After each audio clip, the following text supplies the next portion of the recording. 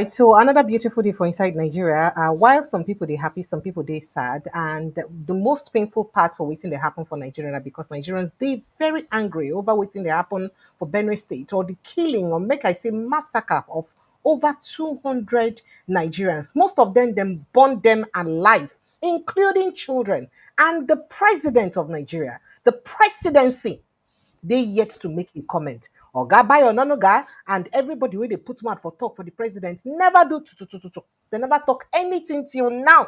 Everybody they quiet. In fact, Oga Bayo post picture of the president celebrating former head of state Abdusalami Abubakar and and all that. But still they mum and quiet over the killing of over 200 people for inside Benue State. And Nigerians they demand for accountability from their government. Now Nigerians don't vex say as it take be like this, it be like say for better pass maybe impeach President Bola Tinubu. Because how it be say your people go die, you never talk anything about them. Even Pope, when they just bring in new Pope Leo the 14th for where in there for Vatican don't already remember Benue State killing and remember Benue people for prayer and come talk for peace of Benue State. But the president of the country, they yet to mention a word about the killing. What is going on?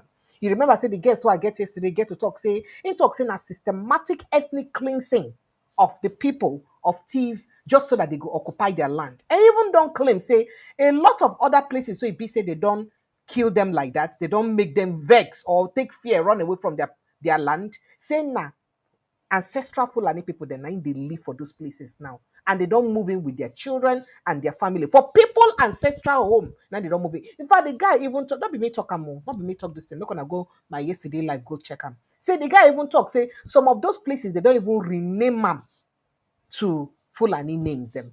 People will be seen at people ancestral homes. And Nigerian government is quiet and calm over this if this is what is actually happening or if this is not the true account of what's happen. How far we will go with playing politics for people life? I be playing politics with people life. Well, now the matter the way they ground it is. As Wahala self conde for inside APC as I talk to you now because APC people don't voice. They don't say we don't they watch as people they endorse President Bola Tinubu, they endorse and without endorsing him and Shettima ticket. Right now, APC don't talk, say no Shettima, no Tinubu for 2027. If you no go get Bola Shettima ticket, then no APC for 2027. That no matter where they also bring. Well, make I begin giving at the headline them one by one. First of all, in fact, make I first of all invite my guests on inside the house, Prince Francis Chilaka, and the guests who I get this evening. Oga Francis, thank you so much as you join us, Prince Francis Chilaka. I'd like to say happy Father's Day to you, first of all. Happy Father's Day to you and to all the amazing fathers who they watch me every day. I want to learn to say, na man on a be. In fact, na men on a be. God bless your effort towards your family.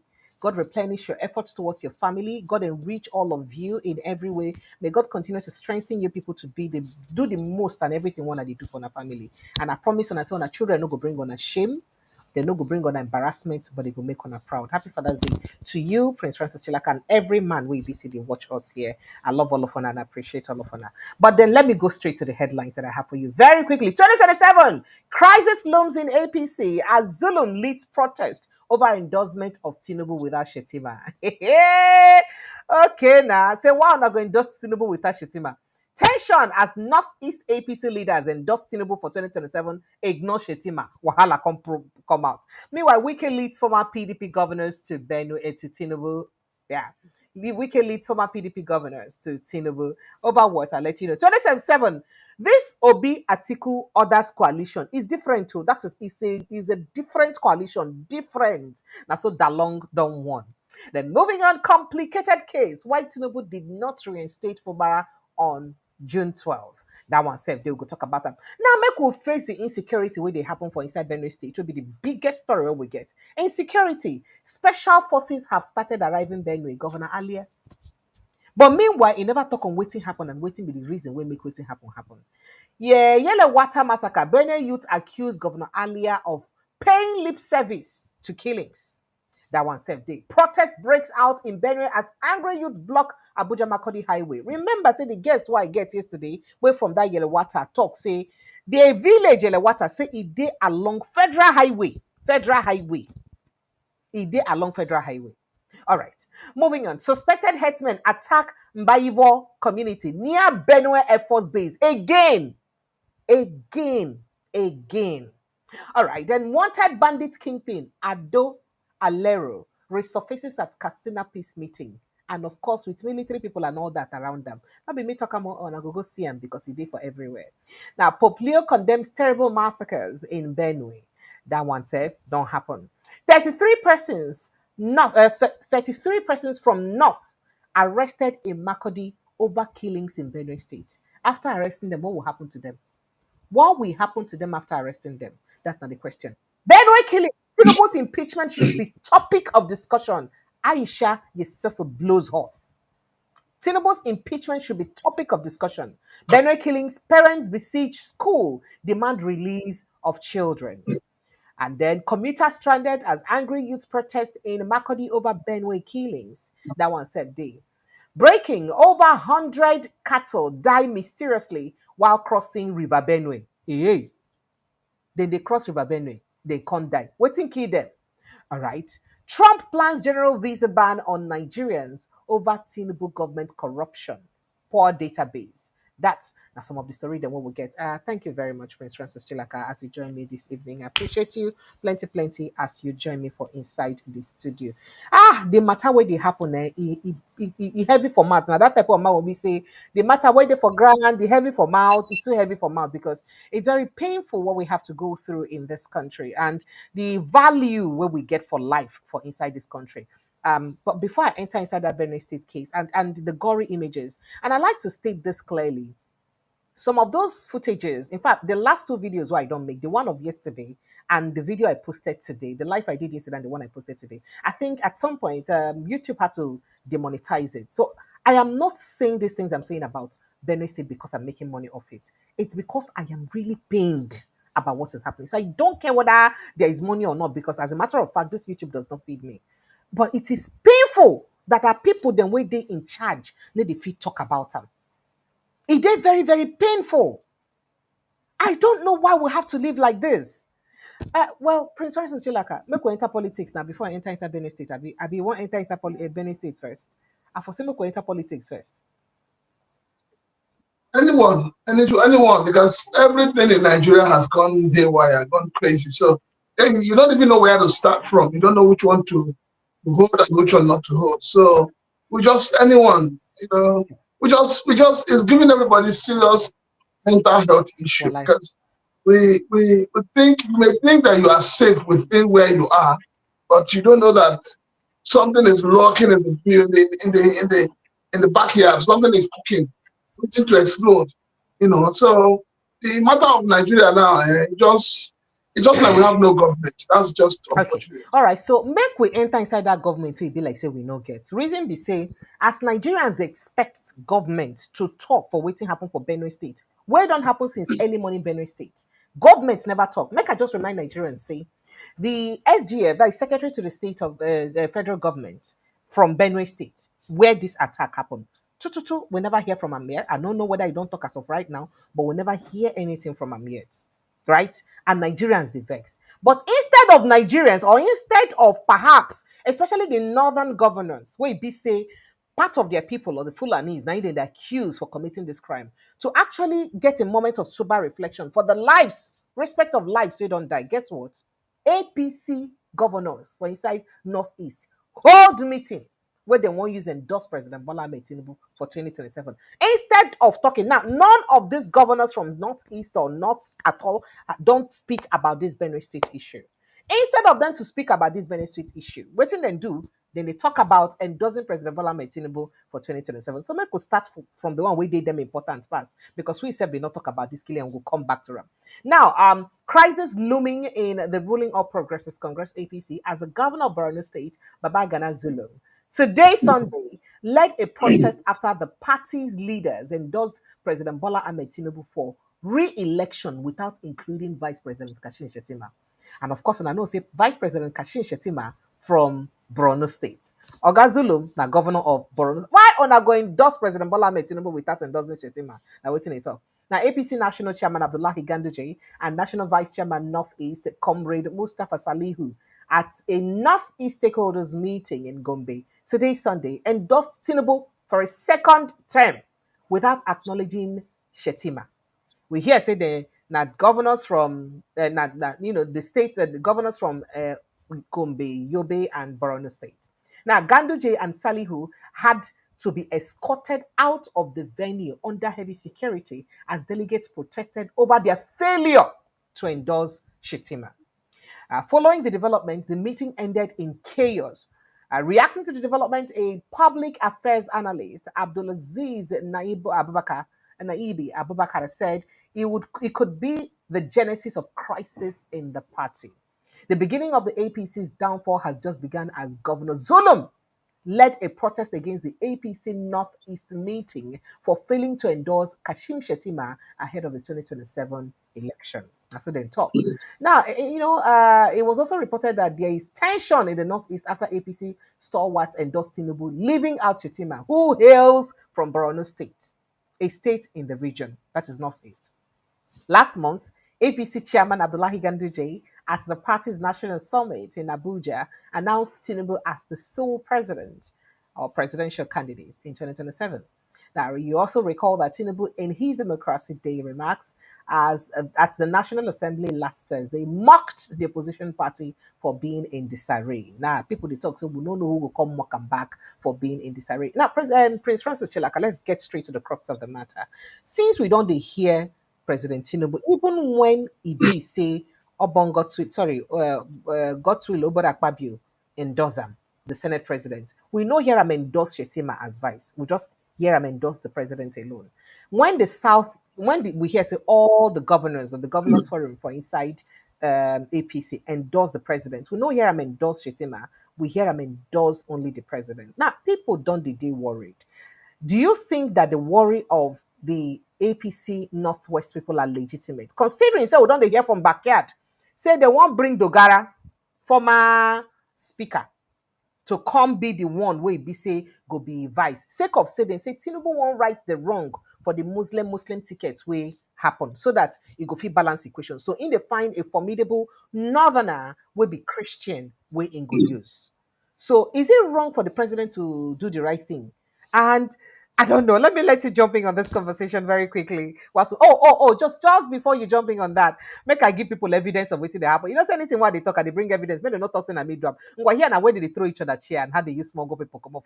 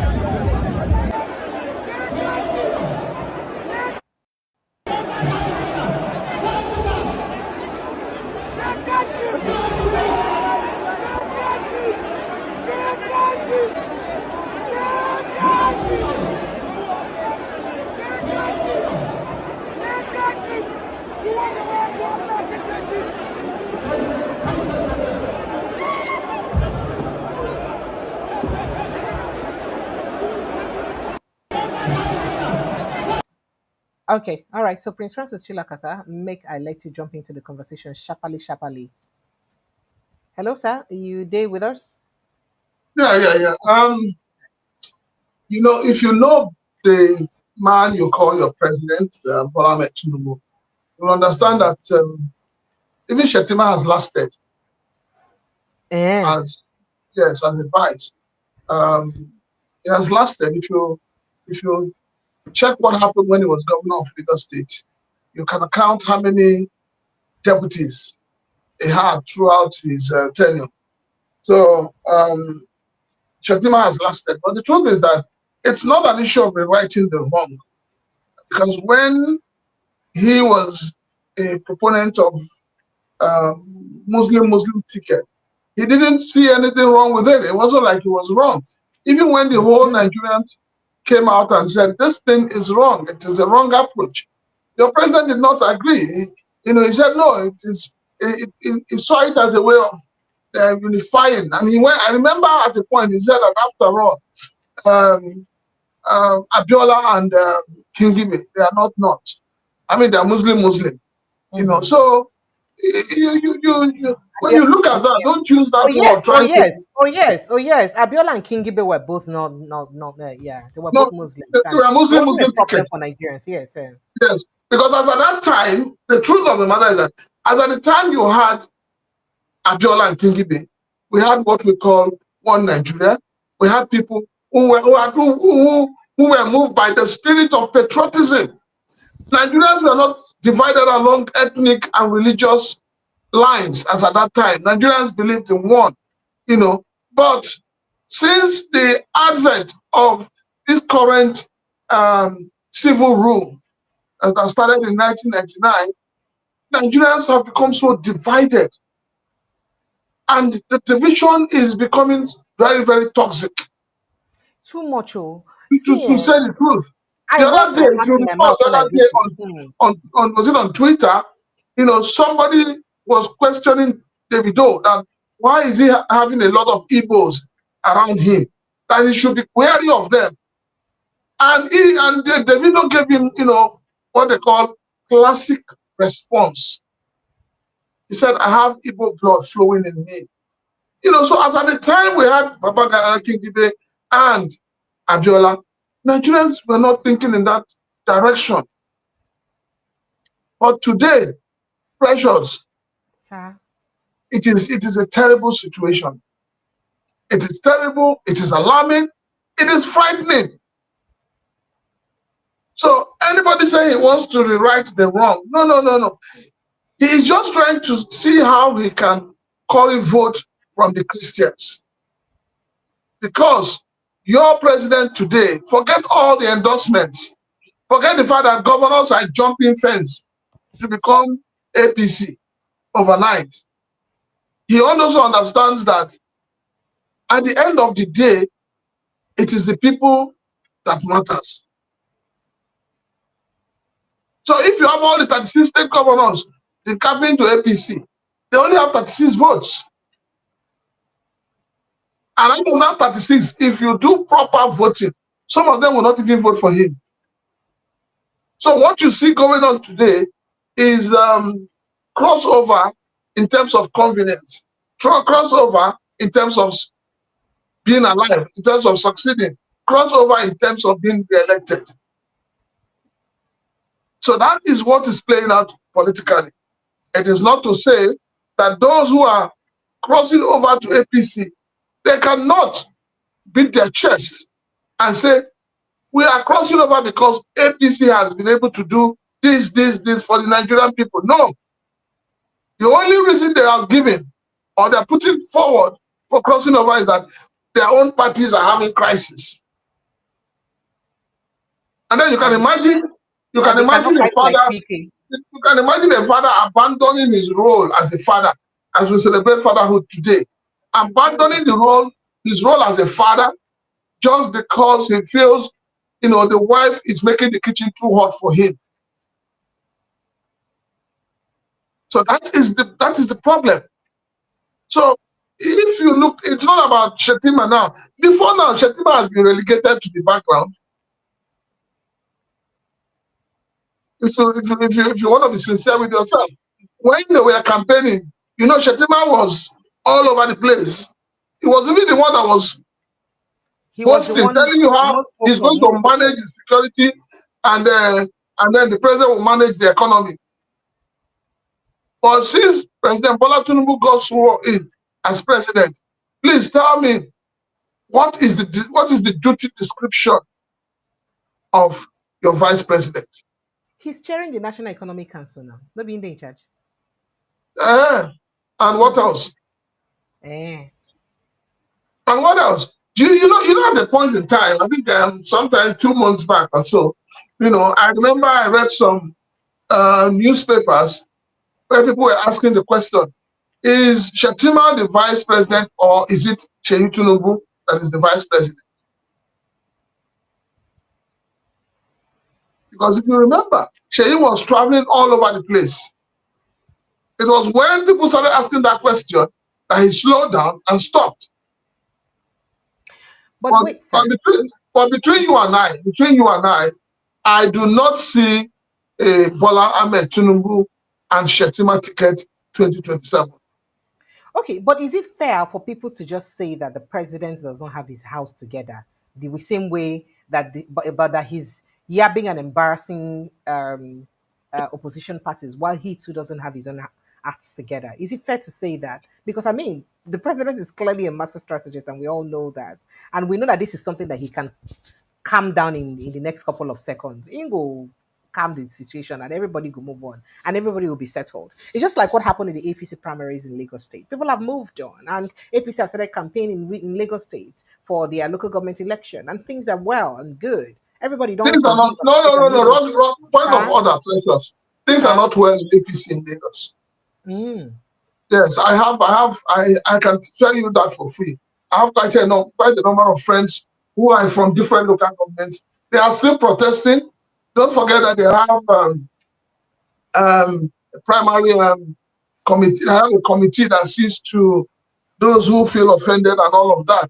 A lot of people were imposed, and the party faithfuls are still complaining and fighting over it. So let us not give the impression that all is well. And also, when you say, the president, when you people come up with this, your English strategies is the best strategies and all. Monkey is smart. It's because the trees are together. Separate the trees and see if the monkey is smart. So monkey smart, because in tree near tree. Yes, now. So separate the trees, make you know whether the monkey is smart. So it's not about being a strategist. You can say that within the conclave of Lagos, where he was in charge of and where he held sway up till tomorrow, yes, you could say yes, because they all speak the same language. It's a common denominator, common tradition, common culture, and all of that. But we're talking of Nigeria. Nigeria is vast. The strategy that worked in Lagos will not work in Nigeria. But it's been working for the past 2 years. How is it working? If the strategy is working, Precious, if the strategy you are talking about is working, do you know how many corporate organizations that are closing down every day in Nigeria? The president are you aware of that? The presidency says businesses are rather coming into the country, that we're attracting more direct. You're a professional in this field. Where are the businesses? Is it not the same presidency that told you I was going to create 1 million jobs on June 12th broadcast? I mean, we're June 12th meeting with the National Assembly, because it was not a national broadcast. A national broadcast is not supposed to be held at the National Assembly, but he went to meet with the National Assembly. So in that meeting, he told them he was going to create 1,000 jobs. Where are the jobs? It's not a matter of what they tell us. A lot of, if you followed what's going on social media, when we say hold our leaders accountable, a lot of people have been questioning the integrity of your Minister for Works. I'm sure you're aware of that. They started by questioning the commissioning of uncompleted project, the Lagos-Calabar Highway. And the claim of government to say, oh, we've done 30 kilometers out of 750 kilometers. Is that not shameful? This is why people fail to jump. This is one of the reasons why people are failing jump. How can you give a pass mark? Somebody that's supposed to do 750, he's doing 30, and you want to give that person a pass mark. Is that not the height of mediocrity? So bring it down. People have taken time to say, no, this road they commissioned, I said 30 kilometers. It's only 30 kilometers. The same thing with is it west east or west east road? The same thing has happened. Sorry? Oh, west east road. Is it not east west? Yeah. Well, whichever you want to call it, but some people have also gone to check And they have put up videos telling Nigerians that nothing is going on there. And then the minister is saying we're going to commission it. So are we going to be commissioning phantom projects? Is that what APC is all about? Is that what true governance is all about? We just have a government where there's so much propaganda. So we have a government of propaganda, and they just keep spewing what is not verifiable to the Nigerian people. And you call that strategy. And you call hunger, unemployment, you call it strategy. You saw the shame of what happened in FMC Abuja, and you call it strategy. So where is that element of strategy coming from? When you people say, oh, it's a strategy, where is it coming from? Are you doubting the president's competence in handling and quelling the issues in APC as fast as possible? Are you doubting him? APC is a political party. And we know that the president is more or less the owner of APC. APC will not treat their matter like PDP is treating their matter. APC will immediately sack that person that is giving them headache. Unlike what PDP is doing, romancing Wike. That's the difference. The difference is that APC is owned, or 90% owned by Bola Tinubu. But PDP is not owned by one person. So the president can wake up tomorrow and tell the chairman to step aside, and he will step aside. Are you saying that Buhari owned APC while he was the president too? So he handed over that ownership to Tinubu? Is that what you're saying? See, you need to understand the structure of political parties. The highest ranking elected officer of the political party is the leader of the party. So if you come to PDP, the question you'll be asking, who is the highest ranking elected officer there? If it's a governor, and they have 5 governors, among those 5 governors, they must choose one person that is in chair, the leader of the governors forum. That person becomes the leader of the party. Okay. At that level. So in terms of APC, Buhari was the leader of the party. That was why the title which Bola Tinubu took upon himself when Buhari was in power, called himself national leader of the party, was not recognized. So the structure of the party belongs to the president.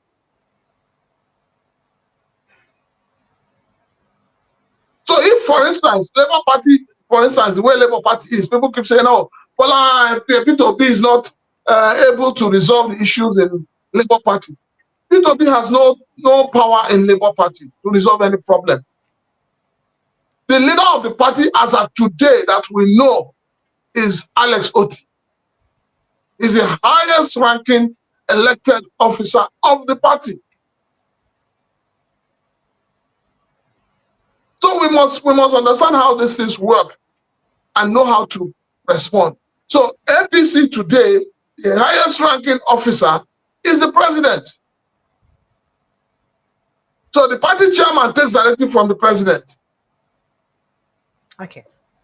All right. So while we're still going to come back to the APC issue, because some Nigerians are now calling for the impeachment or ousting of President Bola Tinubu because of what's going on in Nigeria generally. But let's get to more political issues, and then we'll go straight to the Benue State issue that is horrific. We hear that Minister of the Federal Capital Territory, Nyesom Wike, led 3 former PDP governors to President Bola Tinubu yesterday, Saturday. Now, the meeting held at the Aso Rock Villa included Wike's close allies in the PDP and members of the defunct G5, a group that broke rank with the party's leadership during the build-up of the 2023 election. Now, present at the meeting where I think was Governor Ayodele Fayose, Samuel Utom, and Okeze Ikbazu, former governor of Ekiti State, Benue State, and Abia State, respectively.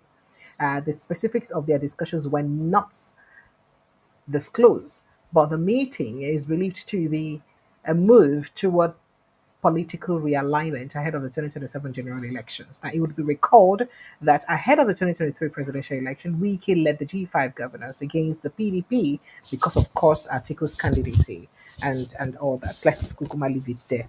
So, do you the one person I'm worried about in this conversation is former Governor Samuel Utom of Benue State. After everything, his support or his vocal support for Peter Obi and his vocal speech about President Bola Tinubu during the 2023 election. Do you see him now? Oh, he has already said it that people should support President Tinubu's good work. But do you see him now campaigning for Tinubu in 2027? It would amaze me if that happens. I'd like to take your reaction on this, sir. Well, like I'll say this. Those people who are all gathering with Wiki, not especially the former governors, quite a number of them have cases with the FCC, and quite a number of them are broke. Because Broke? once you're out of power in Nigeria, give the person 3-6 months, they become broke. They cannot finance their lifestyle that they have been living as governors. So everybody you see running to APC or running to Mr. President, they are seeking for one favor or the other. They're not going there because they are patriotic. They're not going there because they love Bola Tinubu. They're not going there because they believe in the policies of APC. No, they all go there for selfish and greedy reasons.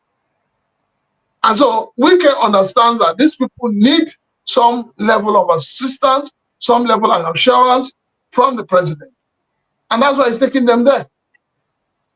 So we need to ask these people who have gathered, Precious, how many of these people that are gathering, how many of them are not pensionable in their states like Peter Obi?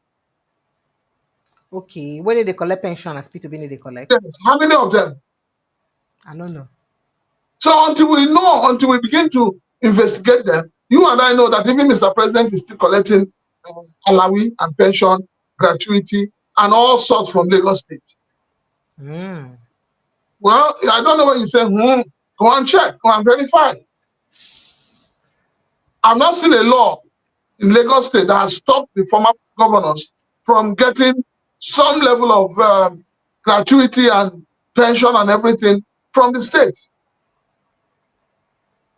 So when you see people who gather, when you see men who seem to have no honor and integrity gathering, what do you make of it? So, we can just like Ojo Zokalo. Ojo says that he's ready to die for APC and for Bola Tinubu to come back in 2027. And then when people use their mouth to wish themselves certain things, they don't understand, that, the wars have ears. So as far as I'm concerned, anybody can gather. I think that I've said it before and I'll say it again. Mr. President should concentrate on governance for now and leave politics alone. But unfortunately, the Nigerian politicians begin to plan for the next election the moment they are sworn in. And that is why, I would say that this call for a single term of 5-6 years seems to be what will work for us. Because by the time you do all this thing and you get into the second term of another 4 years, they basically don't do anything. We saw that play out with Buhari clearly. So I think that it is high time, it's not just about people, everybody's going for to endorse Mr. President and all of that. But there are issues in this country that these same people are keeping it over. As far as they're concerned, it does not affect them. And you call them leaders and they call themselves leaders. Is it not shameful? It's like a man chasing rat when his house is on fire. That's what the political class is doing right now. All right, so let's move straight to Solomon Dalong, talk about the coalition, talk about briefly about Governor similar Fubara, then we get straight to Benue State. So Solomon Dalong, the Buhari's former minister, don't talk about the coalition. In fact, this particular coalition say they different from any other coalition because they may ask them question for inside the exclusive interview when get with Vanguard newspaper and he get a lot to talk for inside the matter. He don't talk say he don't describe President Bola Tinubu administration as saying that administration will be like say they against people. So a lot of people been vote President Bola Tinubu into office because they may see him as the messiah of Nigeria based on what he do for Lagos. But say people don't be disappointed for what he do, what they see right now because they it can't be like say now waiting then order versus waiting then get now they happen for inside Nigeria. And then as per the endorsement, people they endorse them. In contact say so say one thing now for all the states and their governors to endorse President Bola Tinubu, but say their endorsement, say even the APC members, go. If all the APC members for Nigeria endorse President Bola Tinubu, what's be the percentage of APC members for Nigeria versus percentage of real Nigerians where the policies of President Tinubu they affect? And then when they can't talk about the coalition, he say, say this coalition, a coalition will be different from other coalitions. Why? Because say the coalition, na coalition will be say that is the Erufai Amechi Obi coalition. Say na coalition will be say na coalition of President Tinubu against the poor and impoverished Nigerian masses. So say not just be whether Erufai follow, Peter Obi follow, or anybody follow. Say this particular coalition. Now coalition will be say na between the hungry Nigerians, where it be say the policies of President Tinubu don't affect, and against the APC. So say we go see whether all the endorsements go make APC automatically win when free and fair election day. What do you think about waiting and talk? Well, we all know that I have also been of that same opinion that it's not about the number of people who endorse President Bola Tinubu. It's about the policies of this administration that has, reduced the Nigerian people to zero. And that is the truth of the matter. So no matter I keep saying, no matter the endorsement, the people must have a say. The people must have a say, and the people will speak loudly come 2027. So if the coalition works out the way we want it to work, or the way we hope it will work, we will have another Jonathan in our hands. And that is what's going to happen. You have another Jonathan in your hands. Do you think that a whole strategic Bola Tinubu may be oblivious of that and will not work against it? Well, the only strategy that I think the president would, or the only magic that is left in his heart, would be to rig the election. And if you know right now, I think that people are already saying rig and die. It's something that is spreading in the north right now. Rig and die. So you cannot leave people that are hungry, people that have been feeling dejected and rejected, and you think that same people will vote you come 2027? Amongst the same APC members, I'll tell you this for free, amongst a lot of them, you see coming out to, talk good of this government. When they go back into their closet, they are ashamed of what they have said. We saw it with the late Onoposo, may so rest in peace. We saw how brutal he was in defending this administration. And we saw how he, suddenly, recanted himself and came out and said, no, this is not what we expected. Maybe because he didn't get an appointment or whatever, but, that man's last media outing or press outing showed you the true situation, the reality of what is going on with this administration. It showed you the true color of Nigerians. That Nigerians are not happy. President Bola Tinubu knows that Nigerians are not happy. But unfortunately, his strategy is not working. It's not working. If the strategy was working, we're already past second year and nothing has happened. And let me tell you, I feel I don't understand. That's why I don't understand quite a number of Nigerian elites. I remember when Jonathan was in power, I think, national award was bestowed on Wole Soyinka, and he rejected it. And he cited bad governance. But he didn't reject this one. He So cited, that means this government. sorry? But he hasn't rejected this particular one. But well, you know, that when I come back to what we say, that we're already divided along ethnic lines, deeply ethnic lines. And rather than this government to find a way to build people, to unite the people, they're not bothered. They play up to the 2023 election, and the election itself. We saw what happened. We saw how divided Nigerians were. People who have been living together for years suddenly became enemies. But the Nigerian people, the Nigerian electorate, the Nigerian voters, they're not thinking. The same politicians you are fighting for, the same politicians you're ready to kill your neighbor for, they will leave you and go and drink champagne together. And that's the truth. So the Nigerian people need to think as if there is no box. They need to wake up from their slumber and realize that the politicians are what they are, politicians, and that in politics, there is no permanent enemy, no permanent friend, that the only thing you have is permanent interest. And as long as their interest is taken care of, and what is the interest of a politician? The interest of a politician is how to make money and keep making money and keep having power and keep being relevant.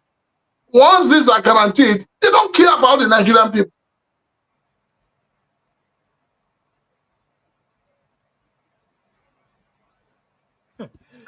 Okay, all right, make we just talk one thing. So sharply make I release gossip where BC make the round recently. So gossip carry am say President Bola Tinubu actually wanted to reinstate Siminalayi Fubara, the governor of River State, June 12th. But say what happened be say it be like say Fubara go mistakenly gossip to him people in supporters. So in supporters come begin jubilate and happy even when president never make the announcement. So that one come vex Wike camp people. Wike camp come vex, come go meet the president and say if you try reinstate him when he never agree for our deal.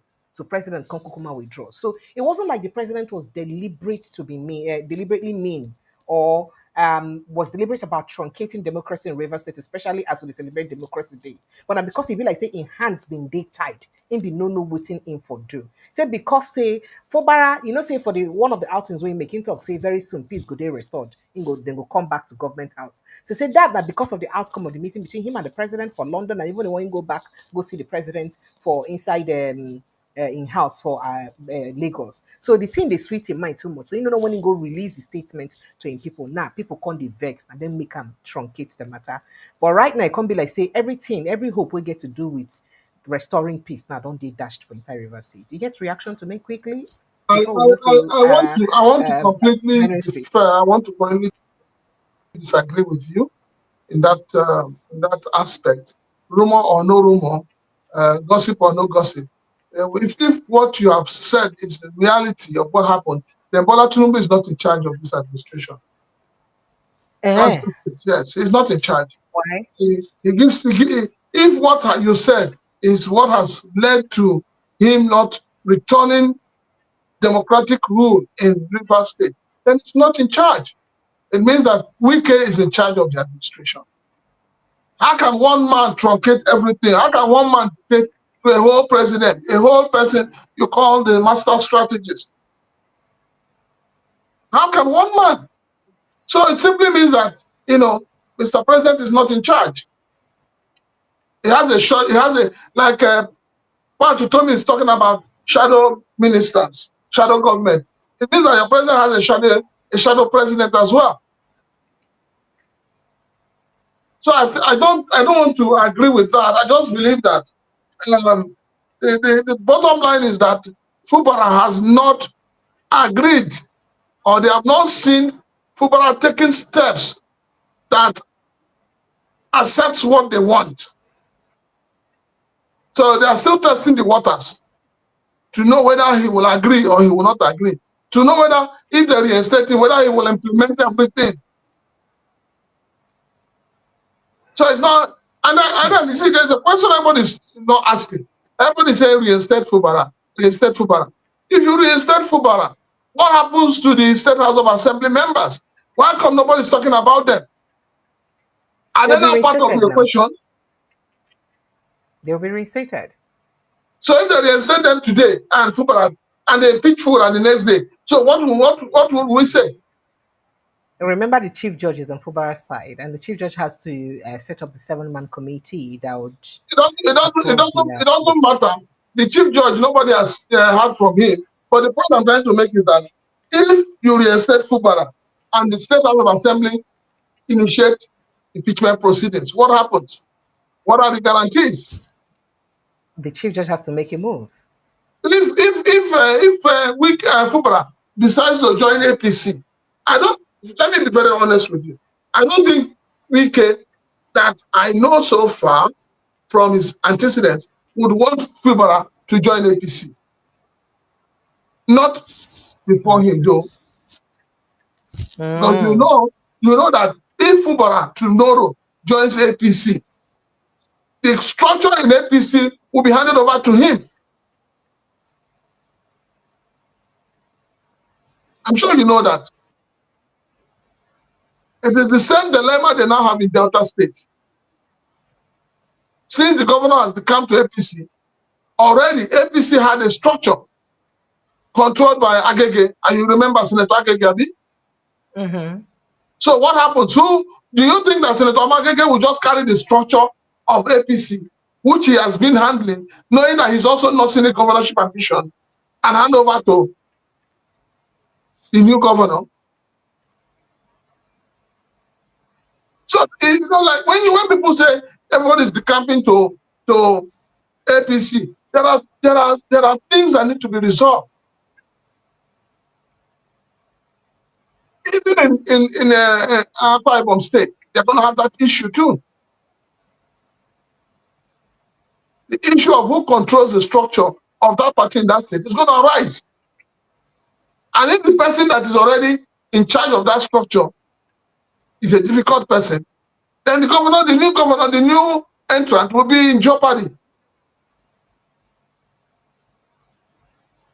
So I want to believe that whatever moved the president to declare a state of emergency in Rivers State, which he claims to be security induced, we have not seen that in Benue State. We have not even seen that in other troubled states where you have worse situations. We have not seen it. So if you're saying that, you have a security report of impending violence or breakdown of law breakdown of law and order in Rivers State, and you declare a state of emergency, the states where you have complete breakdown of law and order, why have you not declared state of emergency? Why? You see what is happening in Benue State. You see what's happening in Plateau State. You see what is happening in Borno State. How come these states are immune from state of emergency? Precious, I bet more live. See, no good make people they chase black goat for night. Because while I go there, yes. All right. Thank you, sir. So let's get straight to Benue State. It's been horrific. It's been a pathetic experience, even reporting the Benue State incident. I've been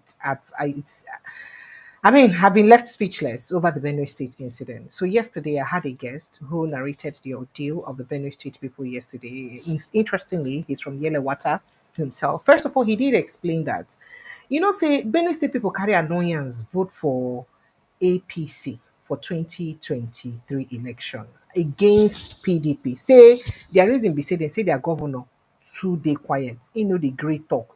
Gree put mouth for talk for wetin dey happen for inside the state. Say wetin they do na just talk, no action. And then vex because of that one, vote for APC. Now, after they are voting for APC, see what's don't they happen. In fact, some of the people who died that yesterday, he even talk say they be actually APC agents. The what shocked me the most is the fact that he said that the first six people, sorry, I'm getting emotional. The first six people he tried to call yesterday were all dead from the attack. That is the first six human beings when he called that yesterday. Don't die already for inside this incident. Now, he gets a lot more way be say talk. When I try to find out from him, say, okay, since you're from this community, what do you think will be the reason of the problem where they have for this community? You know what's in talk? He said nothing else they cause the problem, if not be saying a pure ethnic cleansing. Saying as say a particular tribe, Fulanese, are hell bent on using force to pursue people from their ancestral homes so that they occupy those ancestral homes. In fact, he even accused the military of being complicit. That is, say, them join hand with this. Say, even this attack will happen. Say, some of the people will cause the attack. Say, military follow them, cause that attack. Now, today, youths for inside Benue State don't come out, go do protest. As they come out, go do protest, they can't even tear gas them for protesting against waiting they happen. At some point, at the end of that, towards the end of that protest video, I will show you now, the people come the vex say, see the government who we vote for, see what they do for us. Make I play a bit of that protest for you before I go to waiting. So, as you can see, the deputy governor of Benue State came, and we refuse that he will not talk. Let them go and do their worst. Unless the SGF and governor will come, nobody's going to listen to anyone. Nobody's going to listen to anyone. So that's the governor going there shamelessly. As you can see, they are throwing tear gas. Did you see? They are throwing tear gas. Did you see that? They are throwing tear gas. Look at, they are throwing tear gas. Look at, they are throwing tear gas. Did you see that? See? Did you see? They are throwing tear gas. Did you see that? Did you see? They are throwing tear gas. Throwing tear gas. Look at that. Did you see that? Did you see that? Did you see? Did you see that? Did you see that?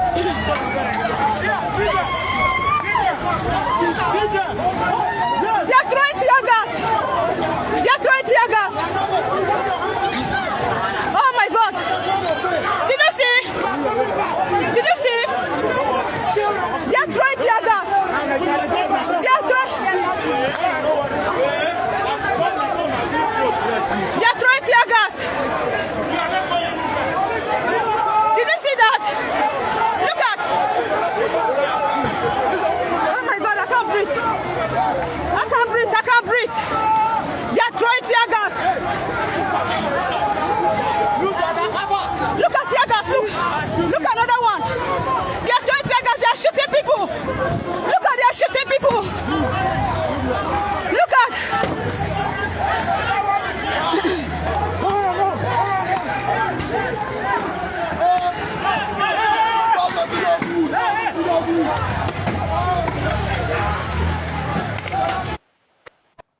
We voted.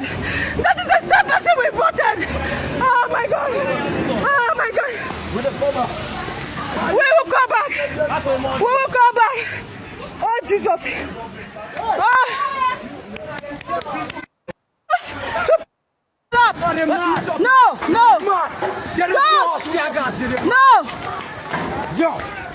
You push it. They are throwing tear gas. oh my God, I feel like crying. So, Prince Francis Chilaka, now these people came out to protest that numbers caused of their village people, over 200 from the incidents where I hear from villagers where I don't communicate with, over 200 of their people died. And instead of the governor himself to come to the scene of the incident immediately, he sent the deputy governor. And the people told the deputy governor to go, that they don't want to talk to him. And next thing, police started tear gassing them and even shooting at them. Prince Francis Chilaka, I beg, my people then wait there for other countries. Where how it be say this kind of thing they happen for our countries where on a day? Where it be say people die for inside a country, every sovereign country, and then instead of you to quell the anger of the people, You dey even ignite them the more by throwing tear gas at them. I beg, not gonna try respond to me because the matter tire me. But by the way, this is the first time of joining us. Kindly click on the like button. Please like this post and subscribe, please. Follow us like your village people. This now our own parts. What would they do? The role what would they play for the goodness of our country? So kindly like, share the comments, share the page, share the post, share like this post too, and also subscribe to the platform. Prince Francis, I have been crying all day. You see those bodies, I could show you some parts, the tip of the iceberg. I not be show all because of again YouTube and YouTube policies, but I'll show you a little bit. Oh yeah, just go on and talk, sir. They say when the righteous is on the throne, the people will do what? People will rejoice. But when you have leaders who are callous, leaders who do not have empathy, who do not have love on the throne, they become draconic and the people will suffer. What is playing out in Benue State is really, really sad, it's painful, and it shows you how bad governance has been reduced in this country. I remember a few weeks back when I was shouting at Father Alia. I remember some of your viewers said, "Oh, this man is shouting too much. Why is he pointing fingers at Father Alia?" But now they are seeing it. You can't have a governor that cannot challenge the status quo. Maybe a lot of these people we have as governors today need to go and study the man called Bola Tinubu when he was governor of Lagos State. He challenged the federal government. He dragged the federal government to court.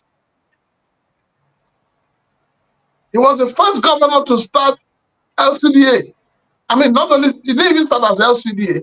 He started by announcing them as local governments. Until when the federal government said you have no authority to do that and held back his funds for the local government, he now converted them to LCDAs. But he stood his grounds. He dragged the federal government to court and he won the case. And his money was returned to him. The application of that funds by successive governments is a subject for another day. But the point I'm trying to make here is that when you have a federating unit where the governors are gradually becoming rubber stamp of the executive arm of government, then there's a problem. You have a situation where the governors are happy that the revenue generated goes to the federal and is shared to them. So at the end of the month, they all go cap in hands to the federal government to collect like almajiris. And because of that nature of system that we're applying, the governors have been reduced to mere objects. So if a governor cannot question the federal government, if a governor cannot hold the policemen, the military men within his state accountable,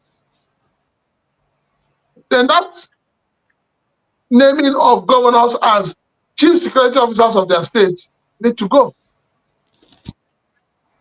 It's just name. It is not in practice. So for me, even the money you give to the governors as security vote is just to placate them, just to make sure they don't talk, just to make sure they don't question the status quo. In as much as everybody's calling for state police, some of us, we are worried why we are not in total support of state police, is that it will be abused by these same governors and the various senators and politicians within that state. But we can have a proper structure where some power of the IG, especially amongst the policemen in those states, are handed over to the governors and can be withdrawn when it is seen that they are misusing it. Maybe our security architecture, they will claim to copy our governing style from America. If you watch the way America operates, when there's a problem in a particular state or county, it starts from the county, which is now more like the local government. The county police, the sheriff, all of them try to resolve it. If they're not able to resolve it, what happens? The state will send in police, or they'll send in security officials to go and remedy the situation. If after 12 hours, the state police are not able, what happens? They send the FBI. At that point, it becomes a federal issue. Why are we not copying that kind of system? It is not today that police started tear gassing people who protest against killings in their environment. We've seen it happen in Anambra State. We've seen it happen in Enugu, especially in Enugu State. We've seen it happen in the East. So it means that this government, to a large extent, is protecting those who are committing these heinous crimes. All right. Because if people get killed, and people are protesting that their people are being killed, that they are being slaughtered, that they are being murdered, and you are now using your own force that is meant to protect them to tear gas them. So, what is the message? I have said this before, and I was precious. Hold on. I've said this before, and I'll say it again. The good governance we expected, the dividends of this democratic rule that we expected from this administration, considering the fact that Bola Tinubu has, prized himself as one of those who fought for the democracy we have today. I had expected that the first thing this government would have done when it came to power is to ensure that there is nothing like IDP camp. Is to ensure that those who are living in IDP camps are sent back to their various homes. But no, rather what we have playing out is more IDP camps are coming up because more ancestral homes are being collected.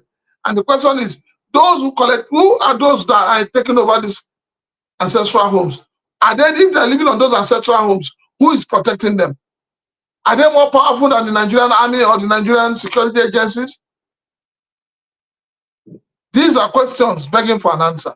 What has played out in Benue State is more like the person said, ethnic cleansing. And I've said this thing before, and I'll say it again. When you look at Benue, the strategic location of Benue State, and the number of states connected through Benue State, you look at Plateau State, you look at the states connected through Plateau State. If these so-called terrorists, bandits, herdsmen take over these two states, do you think Nigeria will be safe?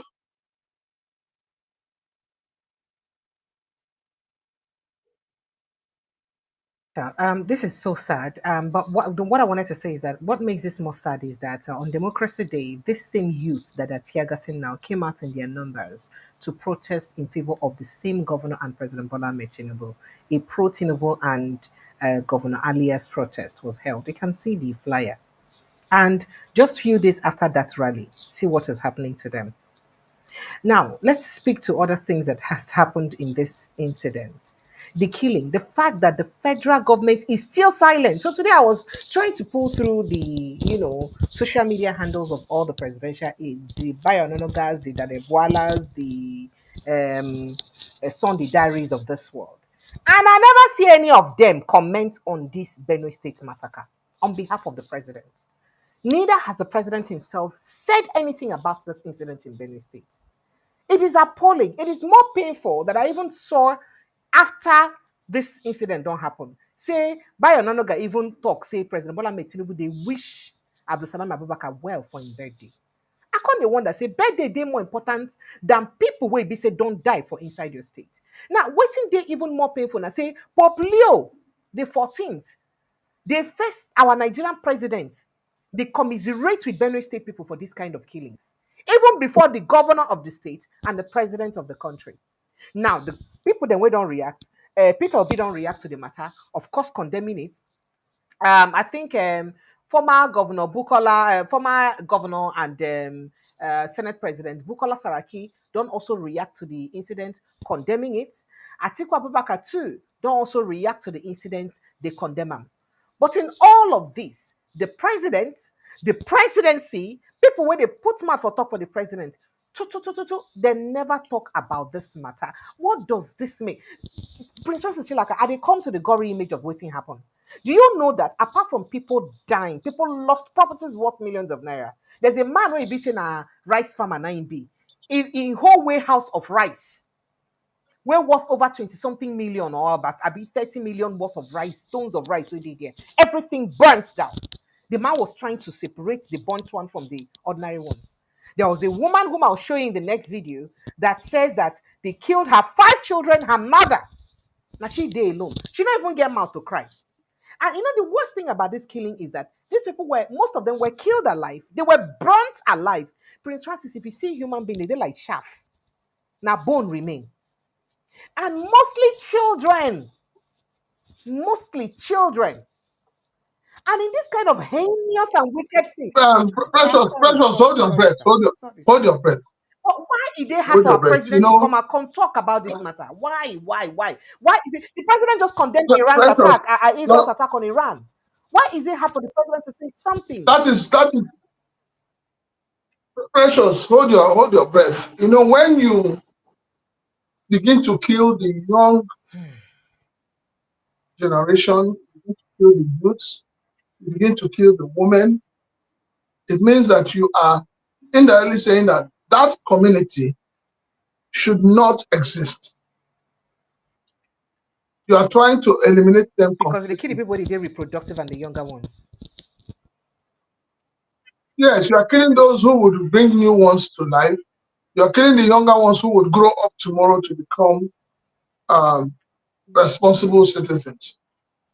You know, when I started criticizing this government and former government, Buhari's government, and I said that it does not make sense reintegrating and reabsorbing so-called repentant Boko Haram and all of that.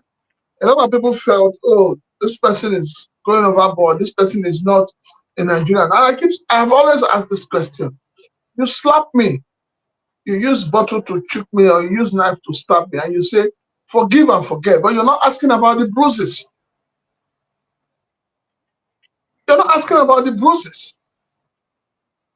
So this government is doing something that beats the imagination of everyone. Your president, yes, your presidency was quick to react to the issue of bombing of Iran. And I really don't know how that thing really affects the Nigerian people. And I don't know how that response, quick response, is going to put food on the table of Nigerians. I've seen quite a number of people who support this administration. The likes of Fani Kayo, the writing all manner of English about about Iran and Israel. But I've not seen them write anything about the killings in their own country, under their own nose. When I say that a lot of people we have today as leaders are not leaders, they are rulers. A lot of people that are in government today have no need being there. But the Nigerian youths, shame on every one of you. Honestly. What did they do? Shame. Because these same youths, like you said, we saw what they did on June 12th. When people came out to protest hunger, bad governance, insecurity, some senseless youths, some youths in Nigeria that are cursed, some youths that their mothers will regret breastfeeding them, some youths that their mothers will regret giving birth to them, came out and carried placards to protest against the protesters. People are holding you down. People are pushing you into slavery, into bondage, into hunger and starvation. And yet, you come out to support them because of the small change they give to you. And then after that, it's like a man who says that, oh, I have problem, and you then go and get drunk, and you because you're drunk, you fall into stupor and you drink, you sleep off. The problems are not resolved. The problems are there. They're waiting for you to wake up. And that is what a lot of Nigerians don't understand.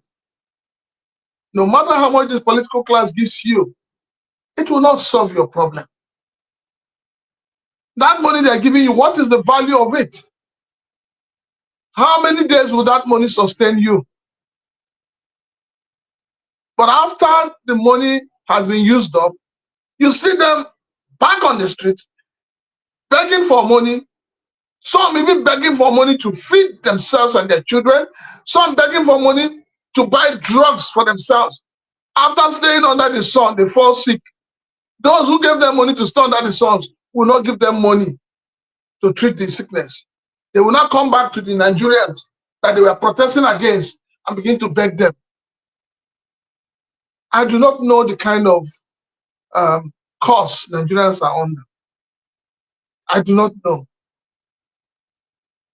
Nobody hates Bola Tinubu. Let it be clear. Nobody hates him. And nobody hates the government of Bola Tinubu. But what Nigerians hate is the nonchalant attitude. The kind of policies that this government has put in place that is not adding value to the lives of Nigerians. The bad governance being exhibited by this government is what people are against, not about Bola Tinubu as a person. Putting it straight, we do know that this Benue issue, and including that of Plateau State, precedes his administration. But one would have thought that as a proactive government, you would do something to nip it in the bud immediately. But make we go straight before I begin showing us some videos and footages of things we happen for inside Benue State. Make we just go to some reactions because the state governor don't react. All right, so Governor Alia, that's his name, yeah. Governor Hyacinth Alia of Benue State today, Sunday, say a combined team of tactical and response squads don't start to arrive the state to address the ongoing security challenges. Now, one of the things we make this issue very, troubling. Now, because of say, it never took day when the chief of army staff moved to Benue State because of this incident where they happen. It can't be like say the people then when they run the attack say you won't come Benue State, I will make a see how you stop the thing from happening. Because not only this other thing, this particular local government or this particular community, they never faced this kind of attack before. They said they need to face the attack. Why? Because they just did by the highway, by the federal highway. So when we now get military chief of army staff present for inside or supposed present for inside the state, now the time when it be like say the matter they escalate. Now the governor has said that combined security forces don't be coming in their numbers to help the matter. Earlier talked this one or inside the statement will be saying a press secretary now release for inside this, even though saying they yet to address the people officially concerning this matter where they happen. Now a lot of people for Benue State they talk say what's in they happen for Benue State now clear ethnic cleansing. But the governor they accuse some politicians of Abuja saying that then they cause them and saying that foreigners now they cause the matter. And the APC, former administration, they blame and say, why don't you call it what it is? Because it is purely cleansing. When it be say you pursue people from their villages finish, other people will come take over those villages. Those people will pursue them. Will be the Fulanis who come take over their villages. So what could be the politics in this thing that is very difficult for every president from Buhari to this one now correcting? We won't understand. Is it that they just want, some people don't they talk on social media, say if they want quietly secede Benue State or Thief community and Plateau State to Fulani, then if for day easy, make them just do them so that people will stop dying. Let them just tell the people of those communities, we want you to stop existing. Leave your communities for these people to inherit. Instead of killing people repeatedly. Because what could be what kind of problem is beyond a government of a country? I want to understand. Why is this problem beyond the government of the country, sir? Conscious, you see, we all, including yourself and myself, sometimes we try to protect these non-performing government officials by the way we try to paint the situation. Reverend Father Alia from day one is a failure. He failed woefully more than those who failed JAM. But then everybody keeps, once in a while, you know, people will bring him up. The sentiment of him being a Catholic priest. I mean, I don't think those things matter anymore. This is the same man that told us last week or last 2 weeks that by Wednesday last week, he was going to publish names of those who are responsible for the unrest, the killing and the attacks in the state. What has he done? This is the same man that, you know, stood his ground, hit his chest, and said Peter Obi will not enter his state to go and see those in IDP camps. But now, the owners of the land have come after him. What has he done? Why didn't he stop them like he stopped Peter Obi? Does that not show you that the man is clueless? At least the former governor was speaking out, and people knew he was speaking out. And I'm sure, if not that the way he was speaking out, it would have been worse than it is right now in Benue State. But here you have a governor who is so mute. He doesn't talk. Nothing moves him. Nothing. And I ask myself, how does he celebrate Mass at the end of the day? How does he go back to the altar of God and begin to hold Mass and begin to hold service? And this is the problem of religion. And that's why they say religion is the opium of the people. Other than the government holding the people down and making the people not to think straight, religion is also helping to hold people down.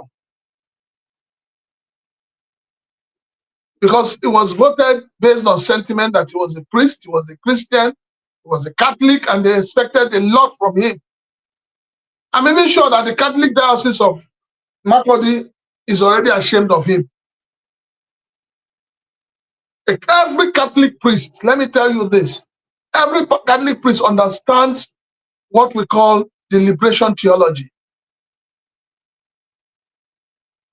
And I'm wondering why the Catholic priests we have in Nigeria, none of them, none, just a few bishops and few of them that can come out and speak truth to power. The rest of them are chickening out. And I ask myself, where is the liberation theology? Is it that it is a cause they no longer understand? You saw what happened in the Philippines when the people wanted to take over. The church was in the forefront.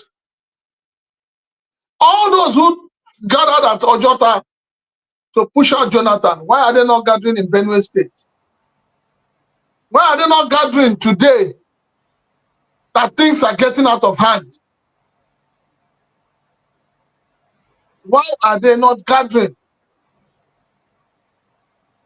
All the men of God, all the liberty societies and all of these NGOs, why are they not gathering? All those who speak so well, so fluently, who have convincing words, all those who sold Buhari to us as the Messiah, where are they today? What has happened to them? They can't talk anymore. They are all sitting quietly in their homes and they are, you know, they are happy with what is happening in Nigeria. All right, so let me quickly take the reaction of the Benue youth to the statement of the Benue State governor by his chief press secretary. He didn't make it directly. So, reacting to the chief press secretary's statement and the statement he released, and the statement, by the way, has drawn widespread condemnation from residents, particularly among youth groups who deemed the response as insensitive, delayed, and lacking depth.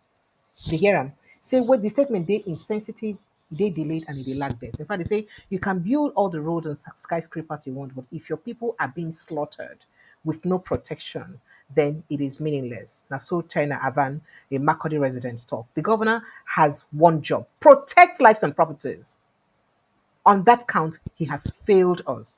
Now, Governor Alaya's statement read, Governor Hyacinth Alia acknowledges and shares in your pain and grief caused by this vicious attack on your community by criminal elements suspected to be armed herdsmen. He has directed a multi-pronged response involving both local and federal authorities. But many citizens say they've heard it all before. That is one talk too many. It's time the same copy. In fact, they said it's the same copy and paste condolence messages every time. When will action be taken to ensure that this is solved? And they queried Tave Fidelis, one of many angered residents, one of the residents. Tave Fidelis, one of the many angered residents, also queried the governor. So many of them are already angry over the governor's statements. That what thing they try to talk about every time when things like this happen, you will say, "Oh, stop this! Oh, calm down. We condone with you." And most times, now even in Chief Press Secretary, they release the report. You can imagine like what happened from the video I showed you, that he went ahead to send the deputy governor to condone with the people or to see the people, whether him calming himself. And people feel like, why are you so big? Even as a reverend father, why do you feel so big to come and condone with your people by yourself? Why? And as they talk that one, another attack happened again. We hear that suspected herdsmen in the early hours of Sunday morning today now reportedly launched a fresh attack on Mbayivo community, where they near, I think, Mbahimin, near the Air Force base for inside Makodi. Very close to Makodi. Again, today, early morning today. The other one was yesterday, early morning. Now, it was gathered that the assailants invaded, say, Hyongo, a settlement within the Mbaivo area, on Saturday till early Sunday morning, causing widespread panic among residents. The attack is said to have lasted for hours without visible intervention from security forces. That is, the security forces that were there could not really do anything. Eyewitness disclosed that frightened residents fled their homes as gunshots rang across the village. Now, as at the time of filing the report, casualties remains unclear. Number of casualties rather remain unclear, but we hear that quite a lot of people have already died following this incident. Again, that is, and in case I don't understand, not be that one what happened before. Another one, this one, early hours of this morning, another attack again in the same Benue State. Another attack again. And then the president is even yet to talk about the first one that happened, though, and another one don't happen again. Prince Francis Chilaka, make I quickly play a footage of that incident, something the incident will happen just briefly. Make you see what if you watch them. I don't feel play all of them, but make you just see as human being body there. Now, the first person that would be speaking, I heard she spoke in TV. She says that her mother, her 5 children were killed, and you go see some things very resemble body. They like stone way born on a human being body and scores. Oh, you need to see the number of scores. There was a particular store where about 40 people were in that store, they killed. Another store, 35 people were in that store, they were all killed. Burnt alive, including children. Make I play some of the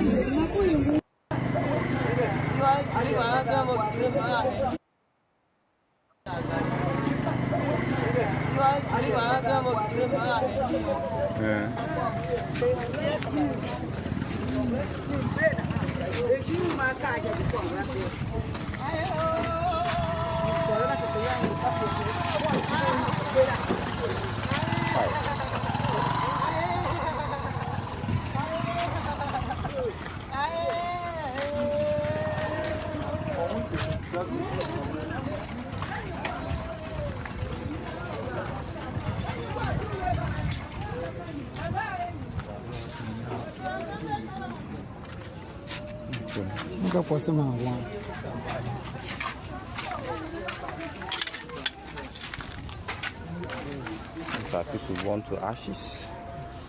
As you can see, these are corpses. They see head.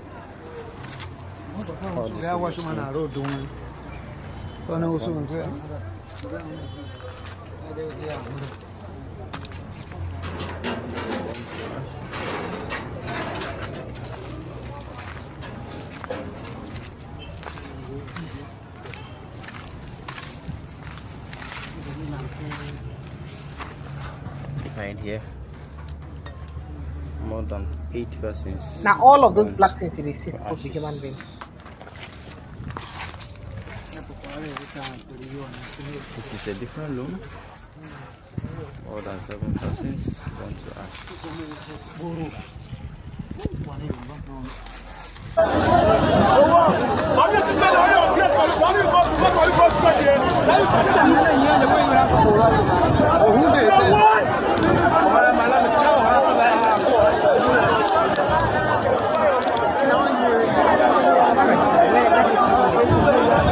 Phone lines for people to come in. It's sad. Okay. When you're done, we'll talk about Aisha Yusuf was asking, requesting, part seeking for the president's impeachment following this incident. Honestly, Precious, when you watch Yeah. this video clips, you don't even know what else to say. Nigeria is not at war, but the signs of war is all over the place. The hatred that is existing in Nigeria today is second to none. And it's a very, very bad situation. And I keep asking, who are these headers? I've asked this question severally. Who are the owners of these cows that these headsmen carry around?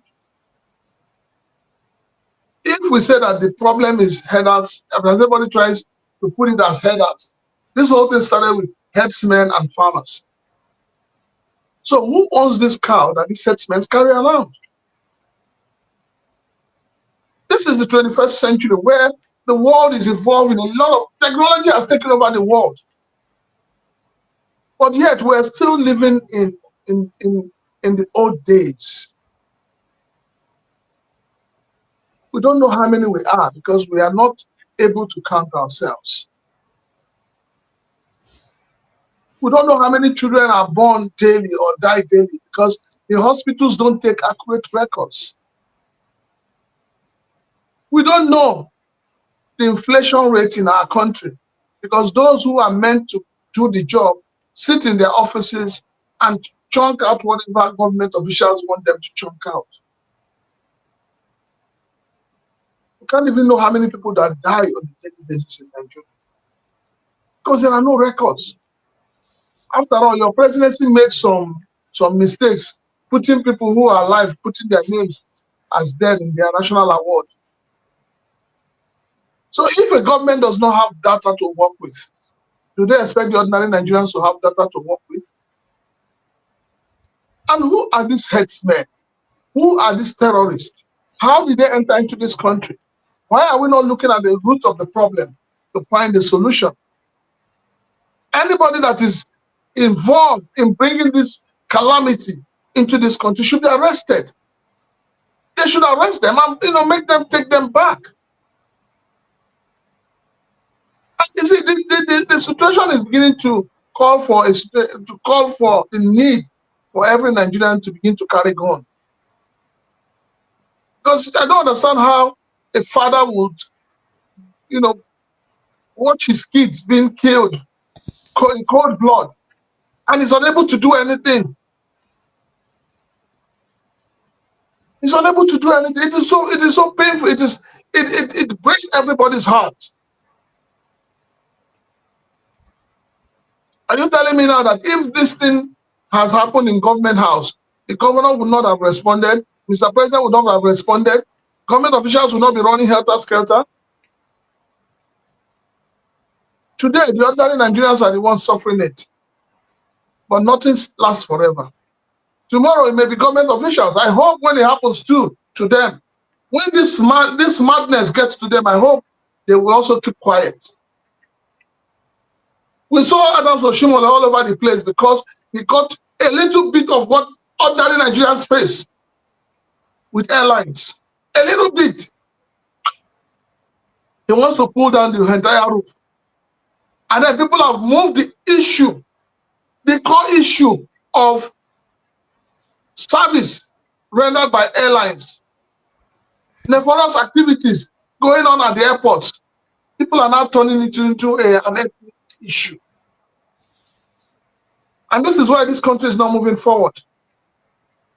We've been speaking here, we've been shouting. The way Nigerians are treated at the various embassies, they are treated less as human beings. The way the Chinese people are treating Nigerians working in their companies They are treating them like slaves. Nobody's talking. Nobody wants to even listen to you. But tomorrow, when it happens to a minister or it happens to a family member of the minister, that is when they will wake up. We cannot keep having a country like this. We cannot run Nigeria the way we are running it. We cannot have a governor whose people have been slaughtered and you cannot come out to commensurate with them. Even when somebody who's not from your state wanted to visit those who are going through agony, you were quick to stand your chairs and say, I'm the governor. He no can settle me. He no can greet me. He no can salute me. But today, you cannot even come out because you are so ashamed of yourself. Earlier, you have disappointed the people of Benue State. You have let them down. Let us say the truth the way it is. I had thought that as a Catholic priest, because I'm also a Catholic like you, I had thought that as a Catholic priest, the people of Benue State will have a new lease of life. They would have, they will have something to hold on to. I had thought that you as a Catholic would have made me a proud Catholic to say yes. But no, you have not. You have joined the fray of the Nigerian politicians that seem to have no sense of direction. You have joined them. All right, sir. I feel so bad. All right, sir. Is that enough for someone like Aisha Yusufu to ask for the president's impeachment? Because now she's talking about impeaching the president. She's speaking in the heels of the latest tragedy and the frequent attacks in Benue State and Benue communities, especially this Yalewata issue. So on Friday, the suspected headers attacked villagers. So Aisha is saying that Tinubu is sitting down there gloating over the deaths of Nigerians whose mandate he truncated to occupy the office of the commander-in-chief of the armed forces. And instead of Tinubu's impeachment to be the topic of discussion, who is supposed to own a political party is the topic of discussion, because of the whole APC issue. So they're talking about who owns what political party instead of people to impeach President Tinubu in her words. That's what she's saying. People are thinking that, is this not criticism taken too far? Why should she go ahead and ask for the president's ousting because of this issue? Well, you know that once as a president, once you are unable to provide security of lives and property of your citizens, you have no need being there as a president. And that's the truth. There's no need for you to sit down and still call yourself a president. She's right in her own way. If that is what will make Nigeria a better country, she's right in her own way to seek for impeachment. But the question is who will utter it in the Senate or in the House of Rep? Is it your Senate president? Will he even allow anybody to talk about it? Is it your Speaker Abbas? Will he allow anybody to talk about it? What they're supposed to deliberate on as a matter of urgency in the Senate, they don't do that. I hear that what they're talking about is buying new set of chips for them.